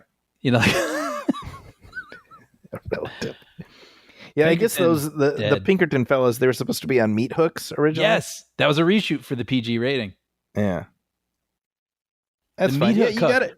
Release the meat hook.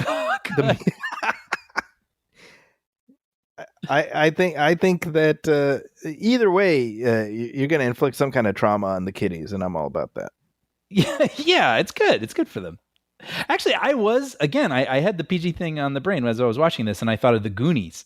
And I remember that scene where Chunk's in the freezer with the corpse that has a clear bullet hole in his forehead. Yep. And then it falls on him, and he's getting pushed to the ground by this corpse on top of him. I mean, that's horrifying, but also, it's fun in a weird, sick way. It's life, Brian. We all have to. Life. We're all gonna experience that at some point. So exactly, get the kids ready for that moment.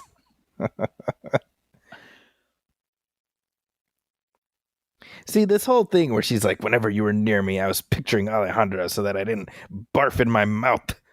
Right, you brigand or whatever she says. I'm like, that's great. That's fine. But the movie shouldn't have made us think that there was anything going on between them. Sure. Yeah.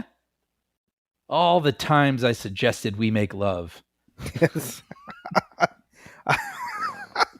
I faked every orgasm. That's right. What Armand says, probably, just to get back. Yes. And for the record, that's what he should have said there. Yes. Yeah. Naked Gun for people who. I know. Now this guy right there, he's like Colonel Beauregard, something or other. Yes. And what's hilarious to me is, like, if I were to just look at that guy and just make up a name to make fun of him, I'd be like, look at that Colonel Beauregard, something or other. Looking, yeah. Mamma He's got resting Beauregard face. Yes, guy. Exactly. This is fun. I like this. The Wick. Yep. By the way, Beauregard, he's real, right? I was reading somewhere about history I was curious about how much they got right about the history. Well, apparently it's the same name as a real person, but it's not meant to be that person. I think that's right. Oh, how convenient. Something like that. So the Beauregard family doesn't sue. I get right because he like gets blown up, right? Yes, and apparently, historically, he would have been a child at this point in Okay. 1850. So, just Well, there we go then, I guess. yeah, try suing that. Because let's see, I'm curious myself actually. Let's see here. I'm looking at like historical stuff. Yeah, it says this is on Wikipedia. Leo Burmester as Colonel R.S. Beauregard, not to be confused with the real-life Confederate General P.G.T. Beauregard. Okay, so not this Confederate General Beauregard, but another Confederate General Beauregard. Well, at this point, when did the Confederacy? Yeah, I think it was like 10 years from now. Okay, that makes sense. Yeah, because Lincoln is not President. He doesn't have his beard and whatnot. That's sweet. I love this, by the way. I don't want to miss this moment where the mask is taken off, reveals who Zorro is, and the boy who's looked up to Zorro, and at this point, I think loves his dad again. Yeah. Like, well, no, and I love how Banderas plays that moment, like kind of like he's forcing a smile. Yes. But like the sadness. I mean, there's he's so good playing this character, man. Yes. And if you're going to have the family in here, because I mean, we were complaining in Superman Returns. Yeah. It's like, why'd you have to have that kid in there? It just really kind of brings this movie down, and it's going to bring any sequel you attempt down. Yep, that's right. And if you're going to have the family in this, this is what you get. You get a moment like this, which is really strong. That's or the potential of that. That's the greatest potential of that. The whole family involved with this standoff. No matter how far you go, the world isn't big enough. I remember I said that to you that time you pissed me off. The world isn't big enough to hide from me. As I waved my rapier in your direction. I was like, I swear I didn't know the sandwich was yours. The world isn't big enough, Brian. That was my tuna sandwich.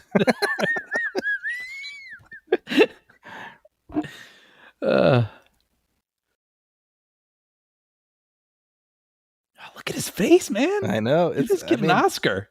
He's good, you know.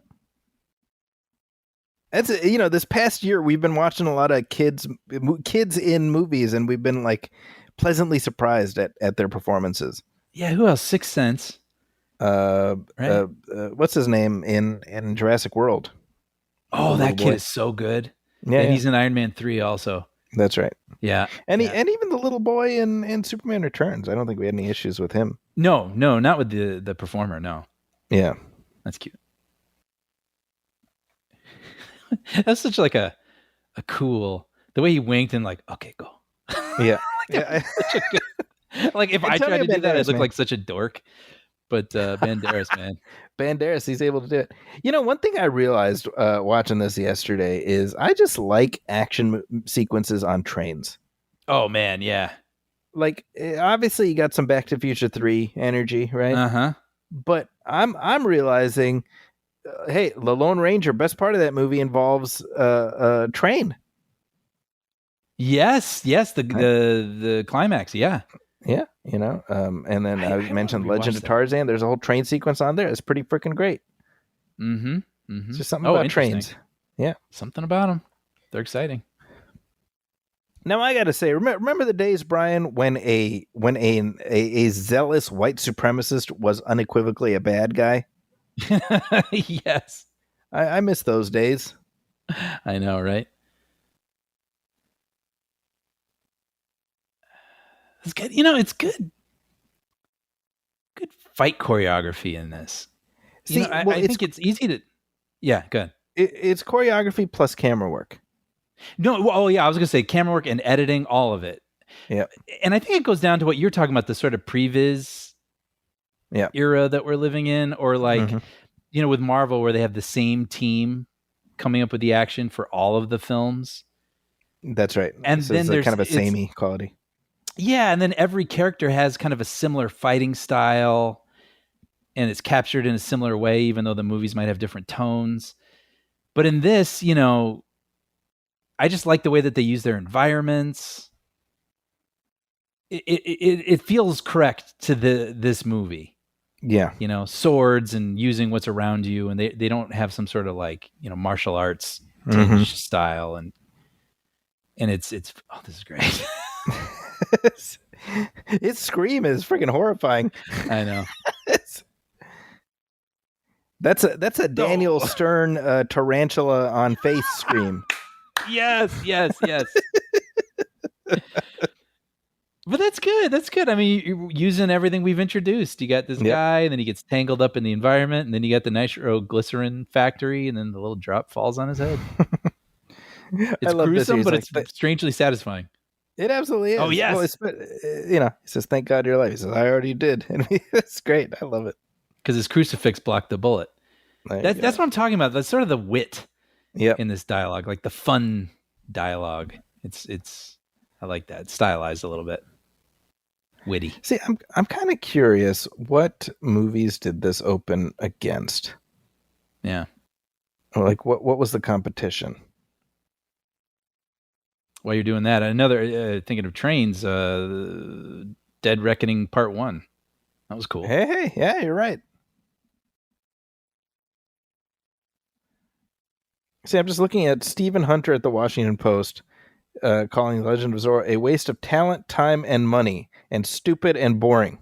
All right, dude. Everybody having a bad day? There are precious few. This is Mark Savlov of the Austin Chronicle. There are precious few things for a Zorro fan, or a film fan for that matter, not to loathe about The Legend of Zorro. Wow. Good night. That's too. I disagree. That is very excessive. I have my critiques, and I feel like I've said them, but like, this thing is not. It's got its flaws, but it's not a stinker. Right.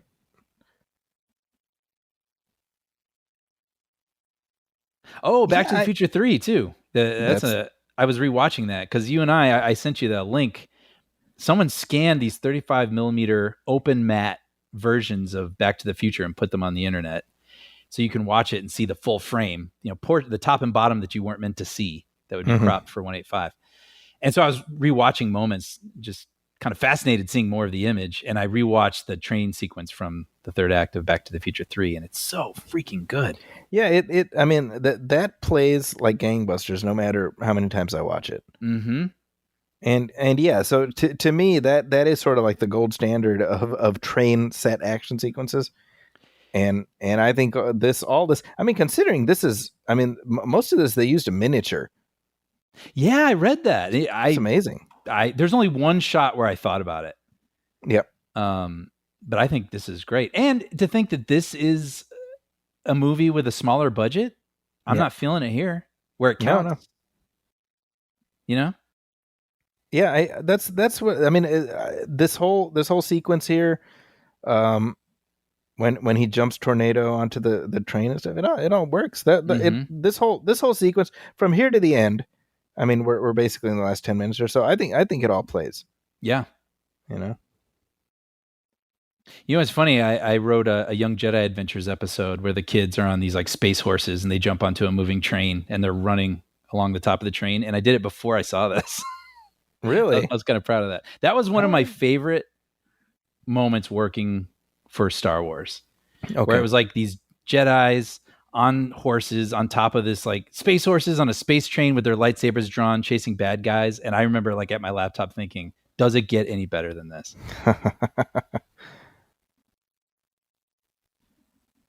So this movie opened against Saw 2. 2, wow. Yeah. So Saw 2. Where are we at now? Past 10, right? Yeah, right? I think so. Right? Wasn't the last one 10? Or maybe that's it, yeah. Yeah, what a weird weekend though. Like nothing was really out. Like look at this. We got Saw 2, The Legend of Zorro, Dreamer, which is like about a horse, I think, right? It rings a bell. Now that you say it. Prime, which I've never even heard of. Is that an Uma Thurman movie? I think it is. Cinematrix. Right. Yeah, Uma Thurman, good job. Look at you. What else we got? So the Weatherman, Nicolas Cage. Doom, North Dwayne The Rock Country. Johnson. That is Dwayne the Rock. Yeah, well, he's like, it's like an extended cameo for him, right? It's more Oh, is it? Carl Urban. Oh, I don't remember. I never saw it. What else we got? Wallace and Gromit, Curse of the Were-Rabbit, The Fog. That was that with Tom Welling, the remake. Oh, interesting. And then Flight Plan. That's the Jodie Foster movie, right? Oh, there was that whole genre in that the aughts where it's like some woman, someone she knew disappeared, and everyone else was like, "We don't remember that person. You're crazy." That's right. Julianne Moore had one. Jodie Foster. Okay, maybe there's two, but that's a lot, right? At least so close to one another. Maybe it's more than one. Armageddon. Yeah, it's like a Deep Impact Armageddon situation. I do remember Flight Plan though. I didn't see the other one. The Forgotten. I want to say. Was that David Fincher? No, it wasn't. I don't think so. What am I thinking? No, I'm thinking Panic Room. Panic Room, which is excellent. That's Jodie Foster. Yeah, I rewatched that recently, and it completely holds up. Really? Oh yeah, so good. Yeah, I must have watched. I know I saw Panic Room, but I'm trying to remember if I saw Flight Plan. Yeah, I do remember that. Flight Plan is not David Fincher. It's Robert Schwentke. Okay. Who did? Why does that name sound familiar? You know, I like this scene. I wish they had played a little bit more with the inherent danger of having the nitroglycerin. Like a bomb, essentially. Well, they kind of do, right? I mean, they do, but I almost. Well, maybe I'm wrong, but I something like where she almost falls into it, but holds on to something, and like let's go even further with this because it's so ripe. Yeah, you're having this crazy fight scene around something so volatile. I do. Well, this fight scene with Rufus Sewell, I love, and I love when he Darth Mauls his thing and gets the dual sword, and even Zorro's like, whoa, cool. Yeah. Right here. See, I'm just like, man, give me well choreographed sword fights, dude. Totally. I am all about that. Yeah, like you get why Spielberg was, this all started because Spielberg was on hook, bored, or miserable, watching a sword fight, and he's like, hey, let's who has the Zorro rights? Interesting. And that's like the best line in the movie. He puts the Z, carves it into the bad guy's clothes, and he's like, so the devil will know who sent you. I remember I said that to you after I found out you took my sandwich. That was after I took your piece of cake. Tuna sandwich, you said you'd searched, the world wasn't big enough. That's true. You have a tendency of taking my food. The same letter, it works. I carved a Z into your, Yeah, that's right. So your pantaloons or whatever. My pantaloons. I remember you used to have like a Zorro pin, like a Z. I did, yeah. For the longest time, I had gotten it as I pre-ordered the Mask of Zorro from Suncoast. Mm-hmm. So I had it on my jacket for the longest time, and then there was this lady I worked with, and she brought her son to work, and he's just like a big Zorro fan randomly, and I gave him my pin. Aw, I know, that was nice, and that's why I am a great person, Brian. That one time I gave that kid a free thing I got that I was tired of. It was yeah. I'm just kidding. That's what makes me a great person. Now, this right here, when she puts the nitroglycerin in his pants, kicks him out the thing, dude explodes, takes a whole battalion with him. Come on. Oh, it's great. Cinema, my friend. Cinema. Yeah, Martin Scorsese saying absolute cinema meme. Come on. Just Elena murdering people left and right.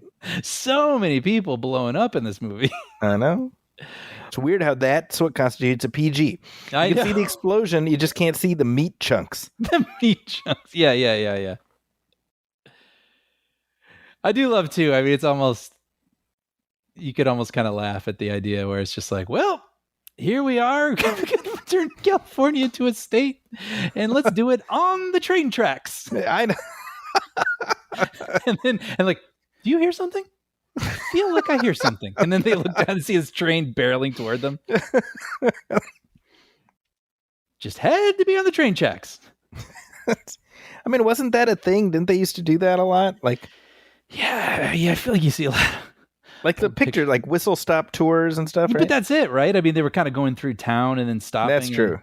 It wasn't like a party. Yeah, let's sign this document on the train tracks. And then have some cucumber sandwiches and whatnot. I don't know. Assuming they had those ones. Sandwiches. That sounds delicious. Do you have any of those in the fridge? I'm afraid to tell you. But I do love this. I mean, it's stupid that they did this, but I do love the whole idea. I was thinking last night, screenwriting, well, you give the boy something to do. He's got to get the switch track. Well, but here's my thought. Now you see them all panicking and, oh my God, what do we do? I'm like, I don't know. Just go to the right or the left. Look, I still say pretty much no notes for Campbell with this movie, but in the editing or the staging or something, yes, it is occurring to me that these people have plenty of time. Right. You go either this way or that way, you'll be fine. Yes. But they're just sort of like, yeah, they're like, well, if we're going to keep going back to The Simpsons, it's like when they pull the fire drill, Mr. Burns, to see what his employees will do. And they basically just panic and lock each other in rooms. Like, fire, you know? But yeah, I like this. This is good. Get the switch track. We totally talked. We're like way past it now, but like there's that moment where Zorro lands on the roof of the train with Tornado, and then as the train is going, we see that the tunnel is coming. Yes, very cool. And we see Tornado's eyes go. Oh, see, I missed it again. Yeah. I would have pointed out, but we were talking about my sandwich or some other thing. You know what I would have done if this was like a comedy? You have all the people go, with the train track, so they move to the other one, and then the boy like moves the thing, and so the switch track moves, and the train, and they're like, and so they have to go back to the other portion of track. I mean, it is a little Austin Powers with the steamroller thing, right? Like, yes, exactly. Oh yeah. Yeah. There we go. That's how you do it. See, that's not exactly, I'm not going to kill you, but I don't have to save you. That's like, you're not going anywhere, and you're going to crash into that thing. Yeah, it's more, I'm going to kill you, and here's how. See ya. Yeah. Which, I respect it. Nah, it's fine. I mean, he's tried to kill him multiple times. Yeah. And snog his wife. Yeah, exactly.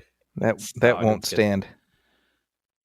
That's cool. There's some really great swinging in this movie. Yeah. Yeah. That's good. That's a good villain death there. Yeah. Not going to unum his orbis anymore. Tell you that. So that's a model. It looks good. I mean, it looks practical. There's something about a practical train. An explosion, yeah. It's although that does I guess that works, right? I mean, I remember the end of Mask of Zorro where the explosion is so ridiculously over the top that I'm like, well, everybody should be dead. Oh, I kind of remember that. Yeah. But that's another sort of elaborate, lots of moving pieces, well choreographed action sequence, man. Oh, it's fantastic. So good. Martin Campbell, man. Maybe I'm gonna watch Cleaner. Maybe I'll be making a mistake. I'll let everybody know. But I benefit of the doubt. I'm very curious. Well, I can't remember. Did you watch No Escape? No. Is that from the 90s? Yep. You got a good Martin Campbell movie. That's the Ray Liotta one. Yeah. Yeah. Okay. You're looking for Martin Campbell? Watch that one. Yeah. Oh, there's Lincoln. That's a good Lincoln. That actor. It's enough. Yeah. It serves its purpose. Haven't learned their lesson. They're still on the train tracks. It comes another one. It's the train from the Lone Ranger is coming from the opposite direction. Right. Oh. Good hat throw. See, I think it'd be funny because apparently that hat is a weapon. He throws it at his son and just knocks him out. Dude, we're picturing the the Naked Gun version of this. The Zorro, the gay blade version. Yeah. Oh, is that like a parody? That is a parody, yeah. Okay. He has like a twin brother named Bunny Wigglesworth or something like that. Interesting. But yeah, then it would have been them signing the thing and a train coming from the other direction. Everyone like, oh, and then it would crossfade to this moment. That's like the Naked Gun version. That's right. By the way, I totally forgot to mention how Banderas permed his hair in this. It's like noticeably straight. Oh, I didn't even think about it. I see it now that you say it. Yeah, because he's got like very strikingly curly hair in the first one. I wonder why you would change that. Yeah, I mean, I'm not saying it's bad. He's still a handsome man. Yeah. But I'm just captivated by his hair. What can I say? Yeah. I'm gonna be honest. I'm like, I just watched this last night and I couldn't remember what comes next. So they get remarried. They get remarried, and then it's like the end of Fantastic Four: Rise of the Silver Surfer. Oh yeah. Remember, we're reading Sue. They get married, and then we gotta go. Yes. Yeah, that's right. Because he keeps checking his phone at the beginning of the movie. That's right. And she's annoyed by it, but at the end, yeah. So it turns out Fantastic Four: Rise of the Silver Surfer ripped off The Legend of Zorro. Is that around this time? 2005? That one was 2007, so that tracks. Okay. The first one was 2005. Remember we just did the commentary track for 20 years? Oh, I couldn't remember. Yeah. I associate Fantastic Four with 05, but I couldn't remember which one. Yeah, the sequel was 07. Yeah. I still think we missed out, man. We missed out on another Zorro movie. I know, and he's a bit older now, so it wouldn't be as easy. But I would. Well, obviously, we're in the bag. I would show up for it. Yeah, I mean, now you would need to do the handing it off to the next guy movie. Yeah. Right. Which I think he said he's on board for. So Sure, him and Django. Although he's like, somebody asked him, who would you want to play Zorro, and he's like Tom Holland. So I think maybe he's been hitting the sauce a little hard. Okay, so when I was doing my research last night, I saw that. I just saw Tom Holland a couple times, and for some reason I never clicked on any of those articles because I didn't get it. Yeah. So what? Antonio Banderas wants Tom Holland to play the next Zorro? Well, I have to imagine. I was like, oh, maybe he was asked this in context of Uncharted because they were in that movie together. That makes a lot of sense. Right. But I don't think it was even that. I think it was unconnected to that. And it's just like, hey, who would you who do you think should be? And he's like, I don't know, maybe Tom Holland, Right. That's the name that pops to mind. So I don't know. I my contention is he was probably either bored or drunk or possibly both. And that's what he went with. Right. Now that all being said, I think as a sort of a wrap up of this version of Zorro, not a bad final glimpse of the character. No, it's nice. Like that's kind of, we've talked about before how, like, they didn't do a sequel to Dick Tracy. Mm-hmm. And to that I say, would I have watched it? Sure. But does it need a sequel? Not really. Right. You kind of did it. You did the thing. Mm-hmm. The Rocketeer didn't get a sequel. Does it need a sequel? Not really. You know what I mean? Like all these movies are like that. And I feel like with The Mask of Zorro, we got a great movie and we got a decent follow-up, and that's fine. Yeah. That's good enough for me, Yes, I agree. I don't think they tanked the entire enterprise with this one. Like some people would complain about the Matrix sequels. It's like you've tainted the first one because the sequels weren't as good or whatever. Right. With. But so at the very least, well, I guess we're going against what the critics said. Yeah, clearly. But I don't think it's as strong, but I don't think they've ruined any legacy for the Banderas Zorro.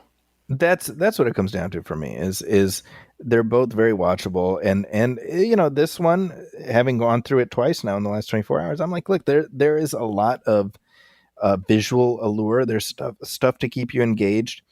I certainly think Antonio Banderas is a magnetic performer. I think he's fun to watch no matter what he's doing. He's fun to watch as Zorro and Alejandro, and I think that does a lot.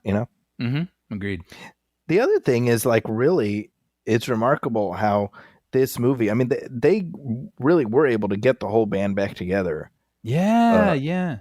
Both in front of and behind the camera, right? Because you got Martin Campbell. In addition, you got, all the various producers and stuff, but James Horner came back to do the music, and, it matches up with that first one very well.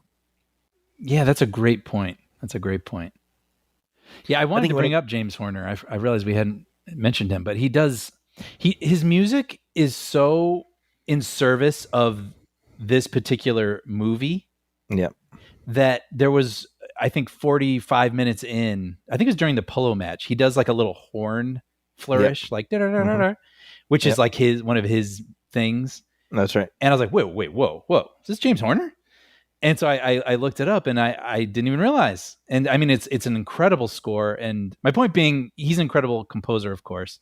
But I love that he did something that felt like he wasn't just doing his moves in this movie. He did a score that felt completely Zorro-esque, that I almost didn't even recognize him because it was so perfect for this film.